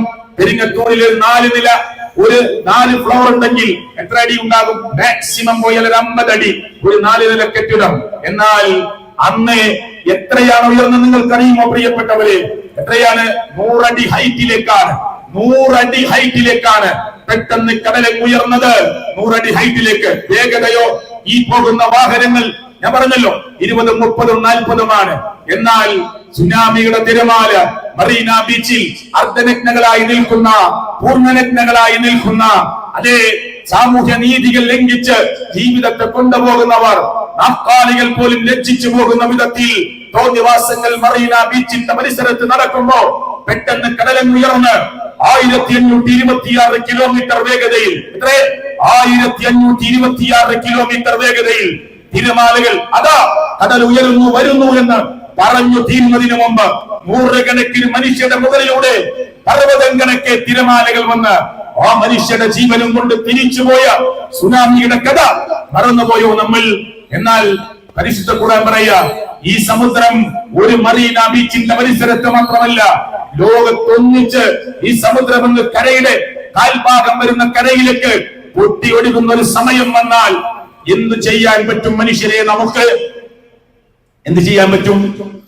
നിഷേധിച്ചവർ, പള്ളിക്കളഞ്ഞവർ എവിടെ കോടും അതിലേക്കുള്ള സൂചനയാണ് ഈ ഭൂമി ഒന്നിച്ചു കുലുങ്ങുന്ന, ഈ ഭൂമി ഒന്നിച്ച് തകരുന്ന ഒരു ദിവസം വരാറുണ്ട് എന്ന് മുസ്ലിങ്ങളല്ലാത്ത സയന്റിസ്റ്റുകൾ ലോകത്തോട് വിളിച്ചു പറയുന്നു. ഈ ഭൂമിക്കൊരവസാനമുണ്ട് എന്ന്. എന്നാൽ പരിശുദ്ധ ഖുർആൻ പറയാ, ഈ ഭൂമി അവസാനിക്കുന്ന സമുദ്രം പൊട്ടി ഇതിന്റെ കാൽഭാഗം വരുന്ന കരയെ വിഴുങ്ങി കളയും. അപ്പൊ മനുഷ്യൻ നെട്ടോട്ടമോടും. എവിടെ കോടണമെന്നറിയാതെ മനുഷ്യന്റെ വെപ്രാളവും വിഭ്രാന്തിയും വരാനുണ്ട് എന്ന് പരിശുദ്ധ ഖുർആനാ പറയുന്നത്. ഒരു വലിയ പടക്കം പെരിങ്ങത്തൂരിൽ ഒന്ന് ഉയർന്നു കേട്ടാൽ ചെവി പൊത്തിപ്പോവില്ല. നമ്മള് ലോകം മുഴുക്കെ കേൾക്കുന്ന, അമേരിക്കയിലും അല്ല യൂറോപ്പിലും ആഫ്രിക്കയിലും പോരാ ഏഷ്യയിലും ഒന്നിച്ചു കേൾക്കുന്ന ഒരു മുടക്കം വന്നാൽ മനുഷ്യന്റെ കർണപുടങ്ങളുടെ അവസ്ഥ എന്തായിരിക്കും? കാതുകളുടെ അവസ്ഥ എന്തായിരിക്കും? ചെവിയുടെ പാടയുടെ അവസ്ഥ എന്തായിരിക്കും?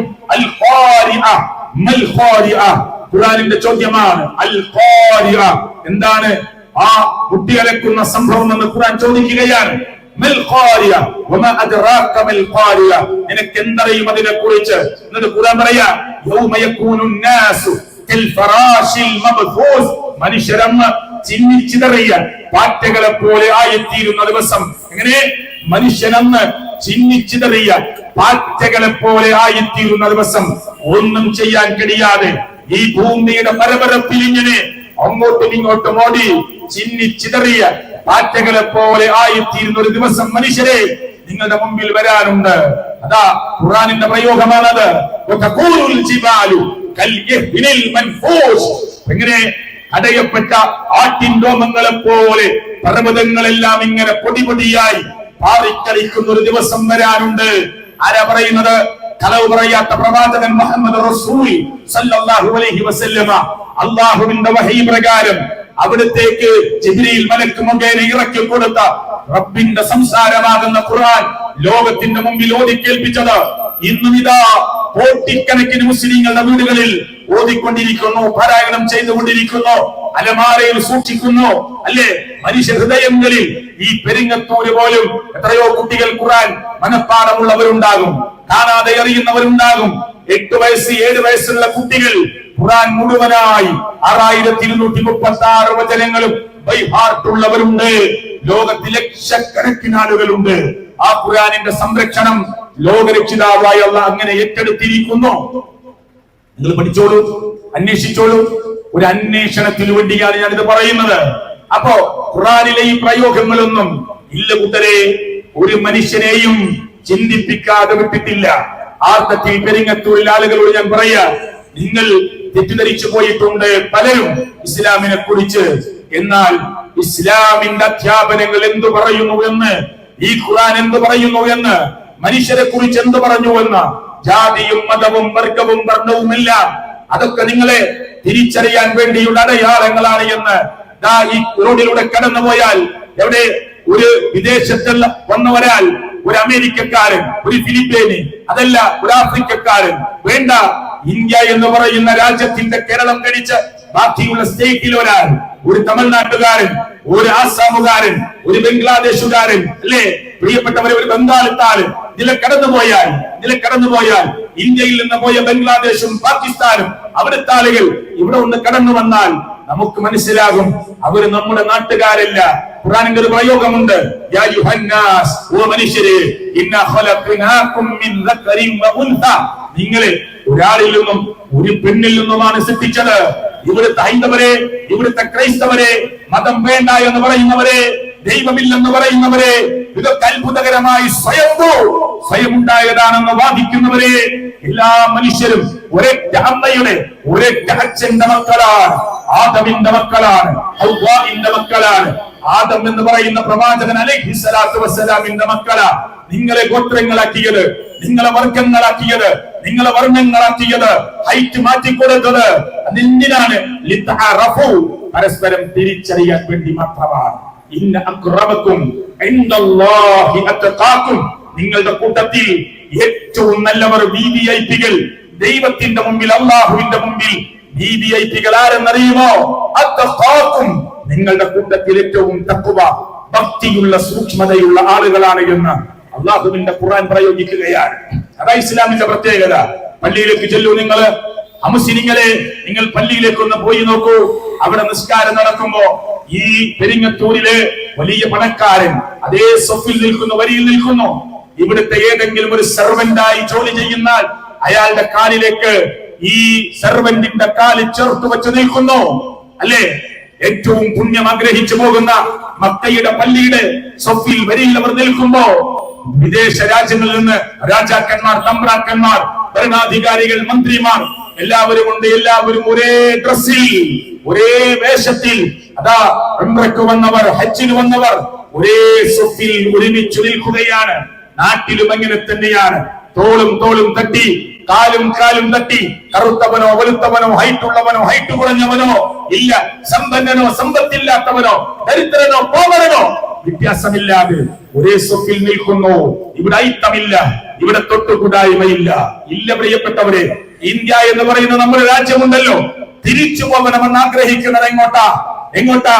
ഇവിടെ സവർണ മേധാവിത്വം ആഗ്രഹിക്കുന്നവർ തിരിച്ചു പോകണമെന്ന് പറയുന്നത് എങ്ങോട്ടാ? ഈ ഐക്യത്തിലേക്കാണ്, തൊട്ടുകൂടായ്മയിലേക്കാണ്. പാവപ്പെട്ട ഹൈന്ദവ സഹോദരങ്ങൾക്ക് അമ്പലത്തിൽ എല്ലാവർക്കും കയറാൻ പറ്റാത്ത അതേ സവർണ മേധാവിത്വത്തിലേക്കാണ് തിരിച്ചു പോകണമെന്ന് പറയുന്നത്. തന്റെ മാറൊന്നു മറക്കാൻ നാട് ഭരിക്കുന്ന തമ്പ്രാക്കന്മാരുടെ സമ്മതം കിട്ടാതെ ഒരു തോറ്റമുണ്ട് മാറത്തിടാൻ അനുവാദമില്ലാത്ത ആ പഴയ ഇന്ത്യയിലേക്ക് തിരിച്ചു പോകണമെന്ന് ആഗ്രഹിക്കുന്നവരുണ്ട്, ഇല്ലേ? ഏതോ കമുങ്ങിന്റെയും ഏതോ ചെടികളുടെയും ഇല അങ്ങനെ ദൂരെ നിന്ന് നീട്ടിപ്പിടിച്ച് അതിലേക്ക് ഒഴിച്ചു കൊടുക്കുന്ന കഞ്ഞി കുടിച്ച് ദൂരെ നിൽക്കണമെന്ന് പറഞ്ഞിരുന്ന ആ രാജ്യത്തിന്റെ അടിമത്തത്തിലേക്ക് തിരിച്ചു പോകണമെന്ന് ആഗ്രഹിക്കുന്നവർ നമ്മുടെ രാജ്യത്തുണ്ട്. നിങ്ങൾ അന്വേഷിച്ചോ? അതൊക്കെ ആഗ്രഹിക്കുന്നവരുണ്ട്. ഇങ്ങനെ കുറെ ആളുകൾ മേലാളന്മാരായി നിൽക്കുന്നു. കുറെ ആളുകൾ ഇങ്ങനെ തൊട്ടുകൂടായ്മ, തിണ്ടിക്കൂടായ്മ സഹിച്ച് നേരെ നല്ലൊരു ഡ്രസ് ഇടാൻ അനുവാദമില്ലാതെ വേണ്ട. ഞാൻ ചോദിക്കട്ടെ, എല്ലാ 108 ഉപനിഷത്തുക്കളും കയ്യിലെടുത്ത് പാരായണം ചെയ്യാൻ അനുവാദം ഉണ്ടായിരുന്നോ പ്രിയപ്പെട്ടവരെ? സാമവേദവും യജുർവേദവും ഋഗ്വേദവും പ്രിയപ്പെട്ടവരെ ഇതിൽ അഥർവവേദവും, ഇതൊക്കെ 4 വേദങ്ങൾ. ഈ വേദങ്ങൾ കയ്യിലെടുത്ത് എല്ലാവർക്കും പാരായണം ചെയ്യാനുള്ള അനുവാദം ഈ രാജ്യത്തിന്റെ മണ്ണിൽ ഉണ്ടായിരുന്നോ? അത് പഠിക്കുക. എന്നാൽ പ്രിയപ്പെട്ടവരെ, ഇസ്ലാം എന്ന് പറയുന്ന മതം മനുഷ്യരോട് പറയുന്നു, നമ്മളെല്ലാവരും ഒരൊറ്റ അമ്മയുടെയും അച്ഛന്റെയും മക്കളാണ്. ഒരേ അച്ഛന്റെയും അമ്മയുടെയും മക്കളാണ്. അതിൽ പണമുള്ളവരുണ്ട്, പാരമ്പര്യമായി വലിയ തറവാട്ടുകാരായി അറിയപ്പെടുന്നവരുണ്ട്, സമ്പത്തുള്ളവരുണ്ട്, സമ്പത്ത് കുറഞ്ഞവരുണ്ട്. കറുകറുത്ത ബിലാലിനെയും വെളുവെളുത്ത സുമുഖനായ സൽമാൻ റളിയല്ലാഹു അൻഹുമ രണ്ടുപേരെയും പ്രവാചകന്റെ കൂടെയിരുത്തി ഒരു പാത്രത്തിൽ നിന്ന് ഭക്ഷണം കഴിപ്പിച്ച് കൈകൾ തമ്മിൽ കൂട്ടിമുട്ടി പരിശീലിപ്പിച്ചിട്ട പ്രവാചകൻ ലോകത്ത് വിട പറഞ്ഞു പോയത്. ബാങ്കൊലി ഉറക്കെ മുടക്കാൻ അനുവാദം കിട്ടിയപ്പോ ആഗ്രഹിച്ചു നിൽക്കുന്ന അനുചരന്മാരുടെ കൂട്ടത്തിൽ നിന്ന് അതേ നീക്രവംശജനായി അടിമയായി ജീവിച്ച ബിലാലിന് അനുവാദം കൊടുത്ത് കഅബാലയത്തിന്റെ മുകൾ പരപ്പിലേക്ക് കയറാൻ അനുവാദം കൊടുക്കുന്ന നീതിയുടെ മതമാണ് അള്ളാഹുവിന്റെ ദീന്. അറിയോ? നിങ്ങൾ പഠിച്ചോ? അന്വേഷിച്ചോ? ഈ ഖുർആനാ പറഞ്ഞത്, നിങ്ങളെ ഗോത്രങ്ങളാക്കിയത്, ഖബായിലുകളാക്കിയത്, വർഗങ്ങളാക്കിയത്, വർണ്ണങ്ങളാക്കിയത് ലിതഅറഫു, പരസ്പരം തിരിച്ചറിയാൻ വേണ്ടി മാത്രമാണ്. അതല്ലാതെ കറുത്തവനും വെളുത്തവനും പണക്കാരനും പാമരനും പണ്ഡിതനും ഒന്നും വ്യത്യാസമില്ല. മനുഷ്യരെല്ലാവരും ഒരുപോലെയാണ്. സൗദി രാജാവ് മരിച്ചു, അദ്ദേഹത്തിന്റെ കബറിടവും സാധാരണ കബറടക്കുന്ന കബറിസ്ഥാനിലാണ്. ഒരു അരമണിക്കൂർ കഴിഞ്ഞു ചെന്നാൽ ആ കബറിടം ഏതാണ് രാജാവിന്റെ കബറെന്ന് അറിയില്ല. അതാണ് 9000-ഓളം കബറുകൾ മദീനയുടെ പള്ളിയുടെ ഓരത്ത് സഹാബികളുടെ കബറുകളുണ്ട്. അറിയുമോ ഇതിലേത് സഹാബിയുടെ കബറാണെന്ന്? 1000-ഓളം കബറുകൾ മക്കയുടെ മണ്ണിൽ സഹാബികളുടെ കബറുണ്ട്. 9000-ഓളം കബറുകൾ സഹാബികളുടെ പുണ്യവാന്മാരുടെ കബറുകൾ ഉണ്ടായിട്ട് അതിനെ പ്രത്യേകം അടയാളപ്പെടുത്തിയോ? ഉണ്ടോ പ്രിയപ്പെട്ടവര്? ഇല്ല. അവിടെ ചെന്ന് സലാം പറയാം, കബറ് സന്ദർശിക്കാം, തിരിച്ചു പോരാം, ലോകത്തിന്റെ രക്ഷിതാവായ റബ്ബിനോട് പ്രാർത്ഥിക്കാം. അതെ, ഇന്നും മരിക്കുന്ന യുഎഇയുടെ രാജാവാകട്ടെ, ബഹ്റൈനിന്റേതാവട്ടെ, കുവൈറ്റിന്റേതാവട്ടെ, അല്ല സൗദിയുടെ രാജാവാകട്ടെ, മരിച്ചപ്പോ ഇവിടുത്തെ ചാനലുകൾ പറഞ്ഞില്ലേ, എന്തൊരു അത്ഭുതമാണിത്. ഒരു അരമണിക്കൂർ കഴിഞ്ഞു ചെന്നാൽ സൗദി രാജാവിന്റെ ഖബറേത് എന്ന് അപ്പോ കൂടെ പോയവർക്കല്ലാതെ തിരിച്ചറിയില്ല. അതാണ് ഇസ്ലാം. പ്രവാചകൻ സല്ലല്ലാഹു അലൈഹി വസല്ലമ മിസ്കീനായി, പാവപ്പെട്ടവനായി തന്റെ അനുചരന്മാരുടെ കൂടെ ജീവിച്ചു. പാവപ്പെട്ടവനായി ലോകത്ത് നിന്ന് വിട പറഞ്ഞു. ഒരു പാവപ്പെട്ടവന്റെ കൂടത്തിൽ അതേ നാളെ പരലോകത്ത് എഴുന്നേറ്റ് നിൽക്കാനാ ഞാൻ ആഗ്രഹിക്കുന്നതെന്ന് പ്രവാചകൻ പറഞ്ഞു. ഇത് പഠിച്ചവരും കണ്ടവരുമാണ് പ്രിയപ്പെട്ടവരെ. അള്ളാഹുവിന്റെ ദീൻ മനസ്സിലാക്കിയവർ. ഇവിടെ ഈ അർത്ഥത്തിലൊന്നും വ്യത്യാസങ്ങളില്ല. പക്ഷേ അമലുകൾ കൊണ്ട്, നല്ല നെയ്യത്തുകൾ കൊണ്ട്, നല്ല സേവന മനസ്സുകൾ കൊണ്ട് നാളെ പരലോകം എന്ന് പറയുന്ന കോടതിയിൽ രക്ഷപ്പെടാൻ ആഗ്രഹിച്ചുകൊണ്ട്, അതേ ഭീകരമായ നരകത്തിൽ നിന്ന് മോചനം കൊതിച്ചുകൊണ്ട്, അതിവിശാലമായ സ്വർഗത്തിലേക്കുള്ള പ്രാപ്തി, പ്രവേശനം ആഗ്രഹിച്ചുകൊണ്ട് മനുഷ്യർ അത്യുന്നതരായി മാറും. അതാ ഇസ്ലാം പറയുന്ന പ്രത്യേകത. അവൻ ഭയപ്പെടും. റോഡിൽ കിടക്കുന്ന ഒരു ചെറിയ നാണയത്തുട്ട് അവന്റെ കൈ കൊണ്ടെടുക്കുമ്പോ ഇതാരുടേതാണെന്ന് അറിഞ്ഞ് അന്വേഷിച്ച് കൊടുക്കണേ എന്ന് പറഞ്ഞ് തൊട്ടടുത്ത കടയിൽ ഏൽപ്പിക്കാൻ അവിശ്വാസമുള്ളവന് കഴിയും. ആലോചിക്കുന്ന ഈ ഇവിടുത്തെ ഖലീഫ ഉമർ അറിയുമെന്ന് വിചാരിച്ചിട്ടാണോ? അയാളൊന്നും അറിയാൻ പോകുന്നില്ല എന്ന് പറഞ്ഞപ്പോ ആട്ടിടയൻ കൊടുത്ത മറുപടി അതാണ്. ലോകത്തിന്റെ ഏത് കുരുട്ടിലാണെങ്കിലും, ഏത് പ്രിയപ്പെട്ടവരെ, ഏത് അന്ധകാരമായ വനാന്തരങ്ങളിലാണെങ്കിലും, ആരും കാണാനില്ലെന്ന് വിചാരിക്കുന്ന ഏതിന്റെ മറവിലാണെങ്കിലും ഈ ബോധം ഹൃദയത്തിന്റെ ഉള്ളിലേക്ക് ഉണ്ടാവണമെന്ന് പറയുന്നത്. അതുകൊണ്ട് ആട്ടിടയൻ പറഞ്ഞു, നാട് ഭരിക്കുന്ന ഉമർ ഒരുപക്ഷെ അറിഞ്ഞില്ലെന്ന് വരാം, എന്റെ യജമാനനും മനസ്സിലായില്ലെന്ന് വരാം. കാരണം ഒരു ദിവസം ഒരുപാട് ആളുകൾ പ്രസവിക്കുന്ന ആട്ടിൻ കൂട്ടമാണിത്. ഇതിൽ നിന്ന് ഒരാളിനെ കൊടുത്താൽ, രണ്ടോ മൂന്നോ ആളിനെ കൊടുത്താൽ ഒരുപക്ഷെ ആരും അറിയാൻ പോകുന്നില്ല. പക്ഷേ ഉമറിനെ സൃഷ്ടിച്ച, എന്റെ യജമാനനെ സംവിധാനിച്ച, എന്നെ സൃഷ്ടിച്ച എന്റെ സട്ടാവായ റബ്ബിന്റെ കോടതിയിൽ ഞാൻ എന്ത് മറുപടി പറയും? അത്ഭുതപ്പെട്ടു പോവുകയാണ്, ആശ്ചര്യഭരിതരായി പോവുകയാണ്. പ്രിയപ്പെട്ടവരെ, ഇതൊരാട്ടിടയന്റെ മറുപടിയാണ്. ആ മറുപടി എങ്ങനെ കൊടുക്കാൻ സാധിച്ചു? അതാണ് ഈ പ്രപഞ്ചനാഥനെ കുറിച്ചുള്ള അദൃശ്യമായ വിശ്വാസം. ഇതാ തെളിവുകൾ ഇങ്ങനെ നിറഞ്ഞു നിൽക്കുകയാണ്. വൈവിതറിയ ഭിന്നാമിനുകളെ പോലെ എത്രയോ ദൂരം നക്ഷത്രങ്ങൾ ഇങ്ങനെ അതിന്റെ കൃത്യമായ ഓർബിറ്റലുകളിൽ ഗോളമണ്ഡലങ്ങൾ സഞ്ചരിച്ചു കൊണ്ടിരിക്കുകയാണ്, നീന്തി തുടിച്ചുകൊണ്ടിരിക്കുകയാണ്. നേരത്തെ പറഞ്ഞതുപോലെ സാങ്കല്പിക ചുടണ്ടിൽ ഭൂമി ഇങ്ങനെ അതിവേഗതയിൽ കറങ്ങിക്കൊണ്ടിരിക്കുകയാണ്. സൂര്യൻ 13.5 ലക്ഷം ഭൂമി കൊണ്ടുപോയി വെക്കാൻ വലിപ്പമുള്ള സൂര്യൻ കത്തിച്ചൊലിച്ച് പ്രകാശപൂരിതമായി നിൽക്കുകയാണ്. ഇപ്പോൾ സൂര്യൻ നിൽക്കുന്ന സ്ഥലത്തു നിന്ന് കുറച്ചുകൂടി മുകളിലേക്ക് ഉയർന്നാൽ, ഞാൻ പറഞ്ഞതല്ല, സയൻസ് ലോകത്തോട് പറയുന്നു, ഇപ്പോൾ സൂര്യൻ നിൽക്കുന്ന ഡിസ്റ്റൻസിൽ നിന്ന് കുറച്ചുകൂടി മുകളിലേക്ക് പോയാൽ ഈ ഭൂമി ഐസുകട്ടയായി മാറും. അതെ, ഇപ്പോൾ സൂര്യൻ നിൽക്കുന്ന പൊസിഷനിൽ നിന്ന് അല്പം കൂടി താഴോട്ട് വന്നാൽ മനുഷ്യന്റെ തലയോട്ടി പോലും മുഴുകി ഒലിക്കും. അതുകൊണ്ട് അത് വെക്കേണ്ട സ്ഥലത്താണ് വെച്ചിട്ടുള്ളത്. ആര് വെച്ചു? ആരതിനെ കറക്കുന്നു? 13.5 ലക്ഷം ഭൂമി വെക്കാനുള്ള സ്പേസ് ഉള്ള അതിബൃഹത്തായ സൂര്യനെ ആര് സംവിധാനിച്ചു എന്നതിന് ഉത്തരമുണ്ടാകണം. അതിനാണ് ഇസ്ലാം പറയുന്നത്, അല്ലാഹ് സാക്ഷാൽ ആരാധനക്കർഹനായിട്ടുള്ള ഈ പ്രപഞ്ചത്തിന്റെ നാഥനാണ്. പ്രിയപ്പെട്ടവരെ, ആ സൂര്യനെ സംവിധാനിച്ചത് അവര് പിന്നെ നരകം സംവിധാനിക്കാൻ പ്രയാസമില്ല. ഉണ്ടോ? 13.5 ലക്ഷം ഭൂമി. പെരിങ്ങുത്തൂർ എന്ന് പറയുന്ന ഈ കൊച്ചു ഗ്രാമത്ര വലിപ്പുണ്ട്. ഇത് നിൽക്കുന്ന കണ്ണൂർ ജില്ല, കണ്ണൂർ നിൽക്കുന്ന കേരളം ഇന്ത്യയിലെ കൊച്ചു സ്റ്റേറ്റ് ആണ്. പക്ഷേ കേരളം എത്ര വലിപ്പമുണ്ട്! ഈ ഇന്ത്യ എന്ന് പറയുന്ന രാജ്യം നിൽക്കുന്ന ഏഷ്യൻ ഭൂഖണ്ഡം, അപ്പുറം നിൽക്കുന്ന ആഫ്രിക്കൻ ഭൂഖണ്ഡം, അപ്പുറം നിൽക്കുന്ന യൂറോപ്യൻ രാജ്യങ്ങൾ എല്ലാം ചേർന്ന കരഭാഗം 25% അല്ലെങ്കിൽ 21%, അല്ലേ? കടലോ 79 75%.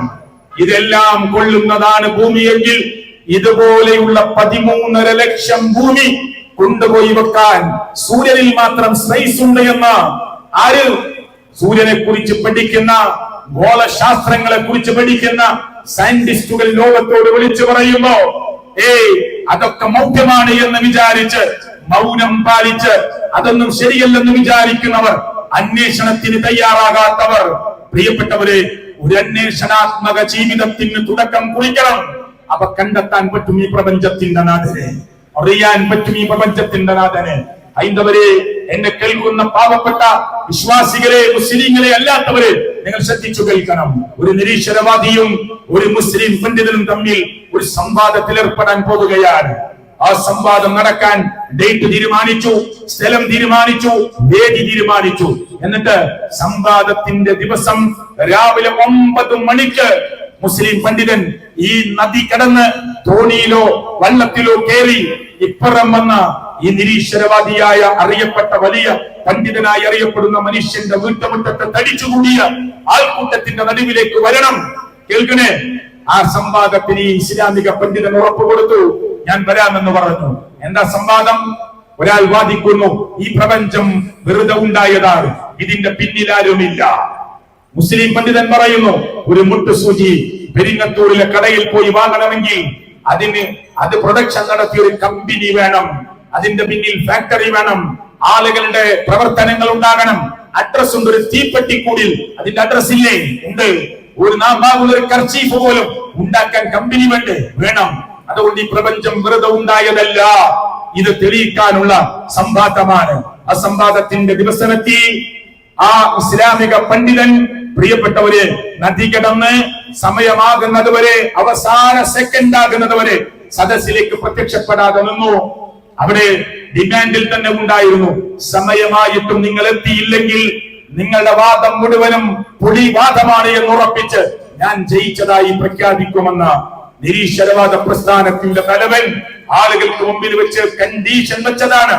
ശരി, അദ്ദേഹം പറഞ്ഞു സമയമായി തുടങ്ങി, ഇസ്ലാമിക പണ്ഡിതനെ കാണാനില്ല, അതുകൊണ്ട് ഏതാനും സെക്കൻഡുകൾ മാത്രമേ ഉള്ളൂ, നമ്മൾ ജയിച്ചതായി പ്രഖ്യാപിക്കും ഉടനെ എന്ന് പറഞ്ഞപ്പോ പിറകുവശത്തു നിന്ന് അയാൾ കൈപൊക്കി, ഞാൻ ഇവിടെ ഉണ്ട്, നമുക്ക് സംവാദം തുടങ്ങാം. പക്ഷേ നിങ്ങൾ എന്തുകൊണ്ട് നേരം വൈകി എന്നത് ഒന്ന് ജനങ്ങളോട് പറയണം, എന്നിട്ട് മതി സംവാദം എന്ന് പറഞ്ഞപ്പോ ആ ഇസ്ലാമിക പണ്ഡിതൻ എഴുന്നേറ്റ് നിന്ന് പറഞ്ഞു, നിങ്ങൾക്ക് എല്ലാവർക്കും അറിയുമല്ലോ, എനിക്കൊരു വലിയ നദി കടന്നിട്ട് വേണം ഇയാളുടെ വീട്ടുമുറ്റത്തൊരുക്കിയ സംവാദ വേദിയിലേക്ക് എത്താൻ. ഞാൻ പൊടയുടെ നദിയുടെ അപ്പുറമെത്തിയപ്പോ ഇങ്ങോട്ട് വരാൻ ഒരു മാർഗവുമില്ല, തോണിയില്ല, വള്ളമില്ല, ബോട്ടില്ല, ഒന്നുമില്ല. ഞാൻ അവിടെ ഇങ്ങനെ നിൽക്കുമ്പോ ഒരു വലിയ മരം വെള്ളത്തിലൂടെ ഒലിച്ചു വരുന്നത് ഞാൻ കണ്ടു. എന്റെ കൺമുമ്പിൽ വെച്ച് ആ വലിയ മരം കഷ്ണങ്ങളായി പലകകളായി മാറി സദസ്സൊച്ചയുണ്ടാക്കാൻ തുടങ്ങി. നിരീശ്വരവാദ പ്രസ്ഥാനത്തിന്റെ തലവൻ ബഹളമുണ്ടാക്കാൻ തുടങ്ങി. നിങ്ങൾ നോക്കി നിൽക്കവേ ആ വെള്ളത്തിലൂടെ ഒലിച്ചു വരുന്ന വലിയൊരു മരം പലകകളായി മാറുകയോ, വെറുതെ പറയരുത്, കളവ് പറയരുത്. അത് പറഞ്ഞു പോരാ. ഇസ്ലാമിക പണ്ഡിതൻ പറഞ്ഞു, പലകകളായി മാറി എന്ന് മാത്രമല്ല, ഞാൻ നോക്കി നിൽക്കുമ്പോ ആ പലകകൾ ഇങ്ങനെ ചേർന്ന് നല്ല മനോഹരമായ ഒരു തോണിയായി മാറി. ആ തോണി എന്റെ അടുത്തേക്ക് നേരെ നീങ്ങി വന്നു. ഞാൻ ആ തോണിയിൽ കയറി ഇപ്പുറമെത്തി. അതുകൊണ്ടാ നേരം വൈകിയത്. നിരീശ്വരവാദ പ്രസ്ഥാനത്തിന്റെ ആള് ചോദിച്ചു, അല്ലയോ മനുഷ്യരെ, ഒരു മരം സ്വയം വെള്ളത്തിലൂടെ ഒലിച്ചു വരും, സ്വാഭാവികമാണ്. അതങ്ങ് വെറുതെ പലകകളായി മാറുമോ? നിങ്ങൾ അംഗീകരിക്കുന്നുണ്ടോ? ആളുകളോട് ഇല്ല. ആ പലക ഒരാശാരിയും ആൾബലങ്ങളൊന്നുമില്ലാതെ ഒരു തോണിയായി മാറുമോ? നിരീശ്വരവാദ പ്രസ്ഥാനത്തിന്റെ തലവൻ ചോദിച്ച ആളുകൾ പറഞ്ഞു ഇല്ല. എന്നാൽ മുസ്ലിം പണ്ഡിതൻ പറഞ്ഞു, ഇനി ഞാനൊരു കാര്യം ചോദിക്കട്ടെ, ഒരു മരം സ്വയം വളർന്ന് പലകകളാവില്ലെങ്കിൽ, ആ പലക കൂടി ഒരു തോണി പോലും സ്വയം ഉണ്ടാവില്ലെങ്കിൽ ഈ പ്രപഞ്ചം വെറുതെ ഉണ്ടായി എന്ന് നിങ്ങൾ അംഗീകരിക്കുമോ? കറങ്ങിക്കൊണ്ടിരിക്കുന്ന സൂര്യൻ, ആ പ്രകാശം പ്രതിഫലിപ്പിക്കുന്ന ചന്ദ്രൻ, ലക്ഷക്കണക്കിന് കോടിക്കണക്കിന് നക്ഷത്രങ്ങൾ, അച്ചുതണ്ടിൽ കറങ്ങുന്ന ഭൂമി, ഉമ്മയുടെ ഗർഭപാത്രത്തിൽ നിന്ന് ജന്മം കൊണ്ട് അല്ലെ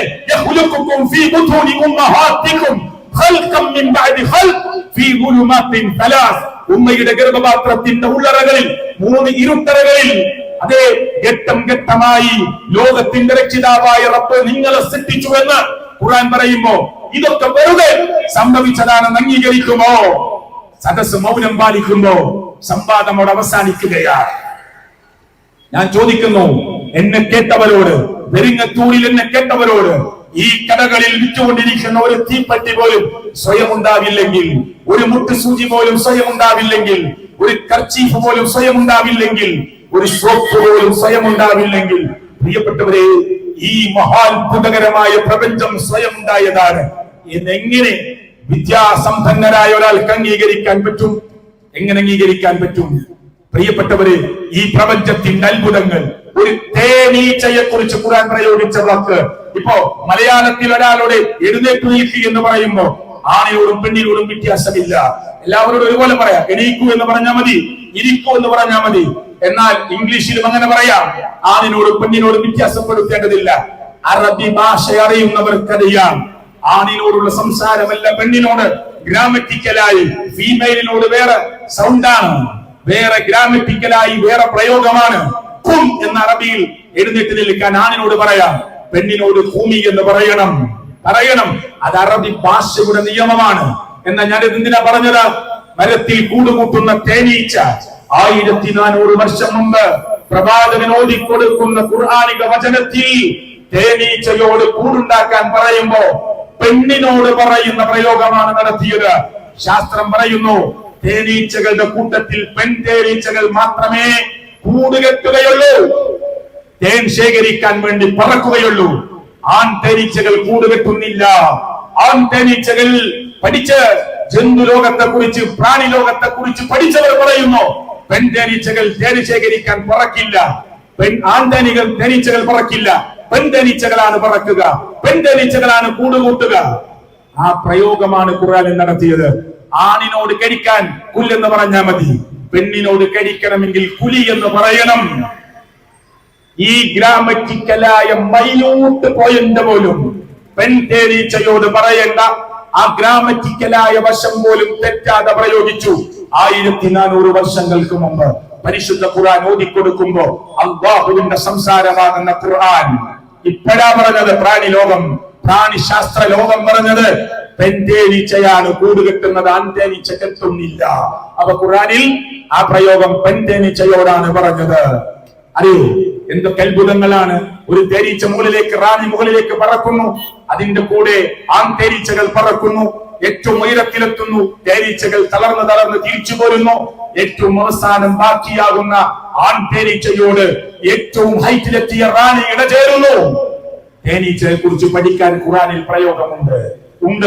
അതൊരു തേൻ കണ്ടെത്തിയത് പെരിങ്ങത്തൂരിൽ നിന്ന് കരിയാട് ഭാഗത്താണ് തേൻ കിട്ടുന്ന മേഖലയുള്ളതെങ്കിൽ ഈ മരത്തിൽ കൂടുകൂട്ടിയ തേനീച്ചകൾ അവിടേക്ക് പിറകുവശമാക്കി ഒരു പ്രത്യേക നൃത്തം ചെയ്യും.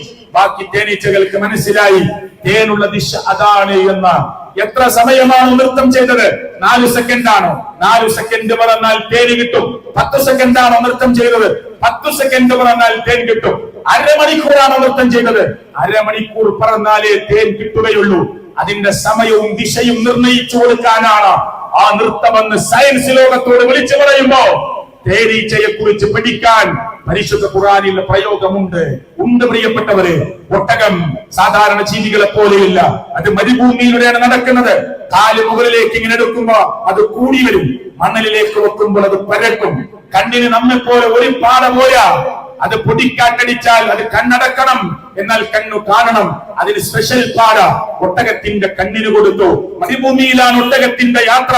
അതുകൊണ്ട് വെള്ളം ശേഖരിച്ചു വെക്കാനുള്ള കഴിവുണ്ടാകണം.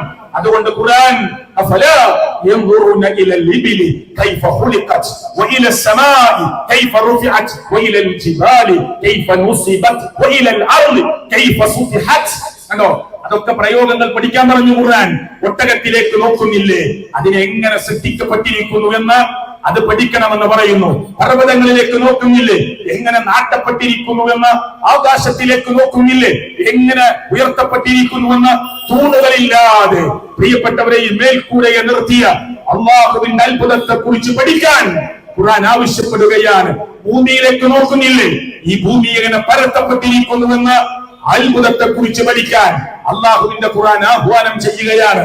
പ്രിയപ്പെട്ടവരെ, ഞാനിത് പറയുന്നത് ഖുർആനിലെ ഓരോ പ്രയോഗങ്ങളും എന്നെ കേട്ട പെരിങ്ങത്തൂരിലെ മനുഷ്യരെ നിങ്ങൾ ചിന്തിക്കാൻ വേണ്ടിയാണ് ഇത് പറഞ്ഞത്.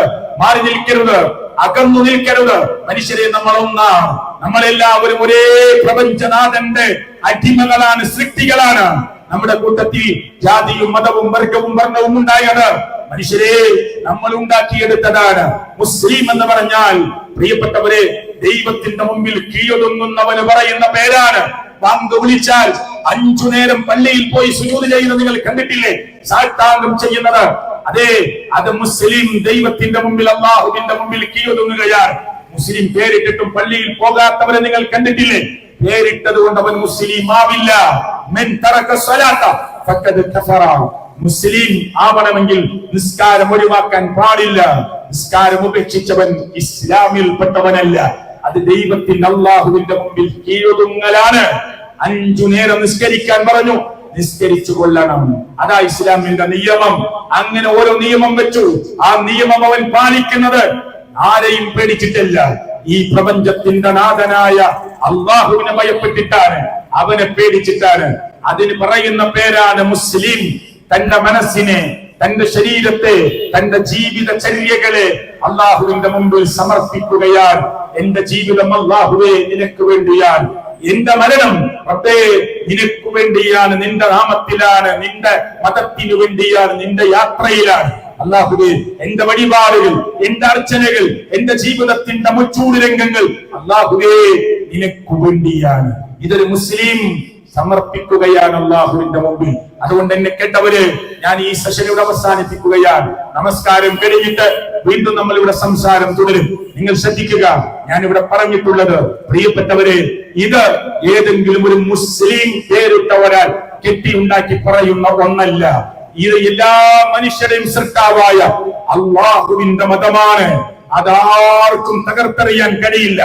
ജൂതന്മാർ എന്തൊക്കെ ചെയ്തുകൊണ്ടിരിക്കുന്നു എന്നാൽ നിങ്ങൾ ആരെങ്കിലും വിചാരിക്കുന്നുണ്ടോ ലോകത്ത് നിന്ന് മുസ്ലിങ്ങളുടെ എണ്ണം അങ്ങ് ഇല്ലാതെയായി പോകുമെന്ന്? ഒരിക്കലും സംഭവിക്കാൻ പോകുന്നില്ല. അമേരിക്കയിൽ റോഡിലാണ് ജുമഅക്കാള് ഇത്രയും പ്രശ്നങ്ങൾ നടന്നിട്ട്, തീവ്രവാദം ആരോപിച്ചിട്ട്, ടെററിസം ആരോപിച്ചിട്ട്, മുസ്ലിങ്ങൾ ഭീകരവാദികളാണ് എന്ന് പറഞ്ഞുണ്ടാക്കാൻ ശ്രമിച്ചിട്ട്, അതേ ടെററിസത്തിന്റെ ആലയിൽ കൊണ്ടുപോയി എന്തൊക്കെയോ വാർത്തകൾ കെട്ടിച്ചമച്ചുണ്ടാക്കി മുസ്ലിം ഉമ്മത്തിൽപ്പെട്ടവരെ ടെററിസത്തിന്റെ, ഭീകരവാദത്തിന്റെ, തീവ്രവാദത്തിന്റെ ആലയിൽ കൊണ്ടുപോയി കെട്ടിയിട്ടിട്ട് ലോകത്ത് ഇസ്ലാമോഫോബിയ, ഇസ്ലാം ഒരു പേടിപ്പിക്കുന്ന ഒന്നാണ് എന്ന് പറഞ്ഞുണ്ടാക്കാൻ ശ്രമിച്ചിട്ടും, അമേരിക്കയുടെ ചിത്രം എടുത്തു നോക്കൂ, കഴിഞ്ഞ വെള്ളി, ഇന്നലത്തെ വെള്ളികൾ എടുത്തു നോക്കൂ, റോഡിലാണ് ജുമഅക്കാള്, ദിനം പ്രതി നൂറുകണക്കിന് മനുഷ്യരാണ് അള്ളാഹുവിന്റെ രാജപാതയിലേക്ക് കയറി വരുന്നത്. ലോകത്ത് ഇന്ന് ക്രൈസ്തവരാണ് മെജോറിറ്റി, ആർക്കും തർക്കമില്ല, അവരാണ് ലോകത്ത് ഭൂരിപക്ഷം. പക്ഷേ ഈ ലോകം അവസാനിക്കുന്നതിന് മുമ്പ് ജനസംഖ്യ കൊണ്ട് മുസ്ലിങ്ങൾ ലോകത്തൊന്നാം സ്ഥാനത്തെത്തും. ഇത്രയും പ്രശ്നമുണ്ടാക്കി പ്രതിക്കൂട്ടിൽ നിർത്താൻ ശ്രമിച്ചിട്ടും എങ്ങനെയാണ് ഇത് വളരുന്നത്? മനുഷ്യരെ, ഇത് ഏതെങ്കിലും ഒരാളുടെ കയ്യിലുള്ള കാര്യമല്ല. അല്ല, ഈ ലോകത്ത് മുഴുവൻ മനുഷ്യരും ഈ വിഷയങ്ങളെ പഠന വിധേയമാക്കുന്നുണ്ട്. ഏകദൈവ വിശ്വാസം, ഈ പ്രപഞ്ചത്തിന് ഒരൊറ്റ ദൈവമേ ഉള്ളൂ, വേറെ ഒരാളെയും ആരാധിച്ചുകൂടാ, വേറെ ഒരാളെയും വണങ്ങിക്കൂടാ. മനുഷ്യക്കൂട്ടത്തിൽ വലിയ കഴിവുള്ളവരുണ്ടാകാം, അവരെ നിങ്ങൾ ദൈവസന്നിധിയിലേക്കോ ദൈവസ്ഥാനത്തേക്കോ ഉയർത്തരുത്. അവരെ മനുഷ്യരായി കാണാൻ കഴിയണം. മുസ്ലിങ്ങളുടെ കൂട്ടത്തില് വലിയ മഹത്തുക്കളുണ്ട്, അവരെ നിങ്ങൾ ആദരിക്കണം, ബഹുമാനിക്കണം. പക്ഷേ അവർക്ക് നിങ്ങൾ ആരാധന കൊടുക്കാൻ പാടില്ല. ആരാധനയുടെ ഒരു ചെറിയ പോയിന്റ് പോലും അവരിലേക്ക് നിങ്ങൾ തിരിച്ചുവിടാൻ പാടില്ല. ഈ അർത്ഥത്തിൽ ഇസ്ലാം ഏറ്റവും പവിത്രമായി ലോകത്ത് നിലനിൽക്കുകയാണ്. അവിടെ വർഗീയതയില്ല. ഇല്ല, ഞാൻ പറഞ്ഞല്ലോ, ആർക്കും ഇസ്ലാമിന്റെ ആളുകൾക്ക് മുന്നിലേക്ക് വന്ന് മറ്റു പ്രത്യയശാസ്ത്രങ്ങളെ പരിചയപ്പെടുത്താം. പ്രത്യേകിച്ച് നമ്മുടെ രാജ്യത്ത് ഒരു ജനാധിപത്യ രാജ്യമാണ്. ഭരണഘടന മനുഷ്യർക്ക് അവകാശം തരുന്നു. ഞാൻ ഈ പറയുന്നത് എന്റെ ഇഷ്ടപ്രകാരമല്ല, പ്രമാണങ്ങൾ വെച്ചിട്ടാണ് പറയുന്നത്. അത് സമർപ്പിക്കാം, ഇഷ്ടമുള്ളവർക്ക് സ്വീകരിക്കാം. ഇവിടെ കോൺഗ്രസിന്റെ പ്രസംഗം നടക്കും, CPM-ന്റെ പ്രസംഗം നടക്കും, CPI-യുടെ പ്രസംഗം നടക്കും, BJP-യുടെ പ്രസംഗം നടക്കും, പൊളിറ്റിക്കൽ പാർട്ടികളുടെ പ്രസംഗം നടക്കും. മുസ്ലിങ്ങളുടെ കൂട്ടത്തിൽ വിസ്ഡം ഇസ്ലാമിക് ഓർഗനൈസേഷന്റെ പ്രസംഗം നടക്കുന്നു. ഇനി ആ KNM-ന്റെ പ്രസംഗം നടന്നേക്കാം, വേറെ ഏതെങ്കിലും വിഭാഗങ്ങളുടെ സമസ്തയുടെ പ്രസംഗം നടക്കാം, AP-യുടെ EK-യുടെ പ്രസംഗം നടക്കാം. എല്ലാവർക്കും പറയാനുള്ള അവകാശമുണ്ട്. ഏത് സത്യമെന്ന് മനസ്സിലാക്കി സത്യത്തിന്റെ കൂടെ സഞ്ചരിക്കാം. ബലാത്കാരമില്ല, നിർബന്ധമില്ല. ലാ ഇക്റാഹ ഫിദ്ദീൻ, മതത്തിൽ ബലാത്കാരമില്ല, മതത്തിൽ പ്രലോഭനമില്ല. പണം കൊടുത്തൊരാളെ ഇസ്ലാമിലേക്ക് ക്ഷണിച്ചാൽ തെറ്റ്. കണ്ടോ, പണം കൊടുത്തൊരാളെ ഇസ്ലാമിലേക്ക് ക്ഷണിച്ചാൽ തെറ്റാണെന്ന് പഠിപ്പിക്കുന്ന മതമാണ് ഇസ്ലാം. നീ മുസ്ലിമാണ്, നിന്റെ അച്ഛനോ അമ്മയോ മുസ്ലിമല്ല, പക്ഷേ ഹോസ്പിറ്റലിൽ കൊണ്ടുപോകാൻ നീ മുന്നിലുണ്ടാകണം, ഭക്ഷണം കൊടുക്കാൻ നീ മുന്നിലുണ്ടാകണം, ഭൗതിക സഹായം കൊടുക്കാൻ നീ മുന്നിലുണ്ടാകണം. അവർ മുസ്ലിം അല്ലാത്തതിന്റെ പേരിൽ അവരോട് നിനക്ക് ഒരു വെറുപ്പും തോന്നരുത്. ദുനിയാവിന്റെ ഈ ഐഹിക ലോകത്തിന്റെ കാര്യത്തിൽ അവർക്ക് വേണ്ട എല്ലാ സഹായവും ചെയ്തു കൊടുക്കണം എന്ന് പഠിപ്പിക്കുന്ന ഒരു മതം ഇല്ല പ്രിയപ്പെട്ടവരെ, ഇല്ല പ്രിയപ്പെട്ടവരെ. ഇതിന് ഏതെങ്കിലും അർത്ഥത്തിൽ ഒരു വിദ്വേഷം ഹൃദയത്തിൽ കൊണ്ടു നടക്കാൻ കഴിയില്ല. ഈ ലോകം ചെറുതാണെന്ന് വിശ്വസിക്കുന്നു. വരാനിരിക്കുന്ന ലോകമാണ് ശാശ്വതം. എന്നെ കേട്ടവരെ, മുസ്ലിങ്ങളല്ലാത്തവരുണ്ടല്ലോ. ഈ ജന്മത്തിൽ ഹാൻഡിക്യാപ്ഡ് സംഭവിച്ച ആളുകൾ, ഓട്ടിസം ബാധിച്ച ആളുകൾ, മെന്റലി റിട്ടാർഡ് സംഭവിച്ച ആളുകൾ, ലേണിംഗ് ഡിസാബിലിറ്റി സംഭവിച്ച ആളുകൾ, ബ്ലൈൻഡ് ആയ ഒരു മനുഷ്യൻ, കേൾവി ശക്തി ഇല്ലാത്ത ഒരാൾ. പ്രിയപ്പെട്ടവരെ, ചിലർ വിശ്വസിക്കുന്നത് കഴിഞ്ഞ ജന്മത്തിൽ ഉണ്ടായ പാപം കൊണ്ടാണ് ഈ ജന്മത്തിൽ ഞാൻ ഇങ്ങനെ ആയത്, എന്നെ ദൈവം ശിക്ഷിക്കുകയാണ്. ഞാൻ ചോദിക്കട്ടെ, കഴിഞ്ഞ ജന്മത്തിൽ നീ എന്ത് തെറ്റാണ് ചെയ്തത്? അത് അവനറിയില്ല, അവനറിയില്ല. ഇസ്ലാം പറയാണ്, നിങ്ങൾക്കറിയാത്ത ഒരു കുറ്റത്തിന് നിങ്ങളെ ശിക്ഷിക്കുന്നവനല്ല നീതിമാനായ ഈ പ്രപഞ്ചത്തിന്റെ നാഥൻ. അങ്ങനെ ഒരു ജന്മം ഉണ്ടായിട്ടില്ല. നിനക്ക് പോലും അറിയാത്ത ജന്മം, എന്തു ചെയ്തു എന്നറിയാത്ത ജന്മം, എന്തു കുറ്റം ചെയ്തു എന്നറിയാത്ത ജന്മം, അങ്ങനെ ഒരു ജന്മം ലോകത്തില്ല. നമ്മൾ ഇവിടെ ഭൂമിയിൽ ആദ്യമായി വന്നവരാണ്, ഇനി മരിക്കും. മരണാനന്തരം ഒരു ജീവിതമുണ്ട്. അവിടെയാണ് രക്ഷയും ശിക്ഷയും കിടക്കുന്നത്. അവിടെ നന്മ ചെയ്തവർക്ക് സ്വർഗം, തിന്മ ചെയ്തവർക്ക് നരകം. കത്തിച്ചൊലിക്കുന്ന നരകം, മനുഷ്യനും കല്ലും കത്തുന്ന നരകം, ആകാശഭൂമിയോളം വിശാലമായ സ്വർഗം, ഒരു കണ്ണും കണ്ടിട്ടില്ലാത്ത സ്വർഗം, ഒരു കാതും കേട്ടിട്ടില്ലാത്ത സ്വർഗം, ഒരു മനുഷ്യന്റെ ഹൃദയത്തിനും ഭാവനയിൽ കൊണ്ടുവരാനാവാത്ത സ്വർഗം. അത് ഈ ലോകത്തല്ല, അത് വരാനിരിക്കുന്ന ലോകത്താണ്. ആ ലോകത്തെ രക്ഷപ്പെടാനാണ് നൈമിഷികമായ നശ്വരമായ ഈ ഐഹികമായ ജീവിതത്തിന്റെ പലവളപ്പ് കണ്ട ഇതാണ് ലൈഫ് എന്ന് വിചാരിച്ചു പോയവർ, തെറ്റിദ്ധരിച്ചു പോയവർ, അവർ ഖേദിക്കുന്ന, ദുഃഖിക്കുന്ന, വിരലുകൾ ചേർത്ത് പിടിച്ച് കടിച്ച് അയ്യോ നഷ്ടമായി പോയല്ലോ, ഒരു ജന്മം കൂടി ഉണ്ടെങ്കിൽ ശരിയാകാമായിരുന്നു എന്ന് പറയുന്ന ഖേദത്തിന്റെ, ദുഃഖത്തിന്റെ, വ്യസനത്തിന്റെ, വിഷമത്തിന്റെ, സഹതാപത്തിന്റെ ആർപ്പുവിളികളുടെ ഒരു ദിവസം വരാനുണ്ട്. ആ ദിവസത്തിലേക്കുള്ള മുന്നറിയിപ്പാണ് വിസ്ഡം ഇസ്ലാമിക് ഓർഗനൈസേഷൻ നിങ്ങളുടെ മുമ്പിൽ നടത്തിയ ഈ സംസാരം. അള്ളാഹു സ്വീകരിക്കുമാറാകട്ടെ. ഈ ആദ്യത്തെ ഭാഗം നിങ്ങളെ കേൾപ്പിച്ചിരിക്കുന്നു. റബ്ബാണ് സാക്ഷി, ഈ പ്രപഞ്ചത്തിന്റെ നാഥനാണ് സാക്ഷി, വിരാട് പുരുഷനാണ് സാക്ഷി, രമ്യഗർഭനാണ് സാക്ഷി, ദൈവം തമ്പുരാനാണ് സാക്ഷി, അല്ലാഹുവാണ് സാക്ഷി. ഞങ്ങളുടെ ഉത്തരവാദിത്വം നിർവഹിച്ചിരിക്കുന്നു. അല്ലാഹു സ്വീകരിക്കുമാറാകട്ടെ. അസ്സലാമു അലൈക്കും വറഹ്മത്തുള്ളാഹി വബറകാതുഹു.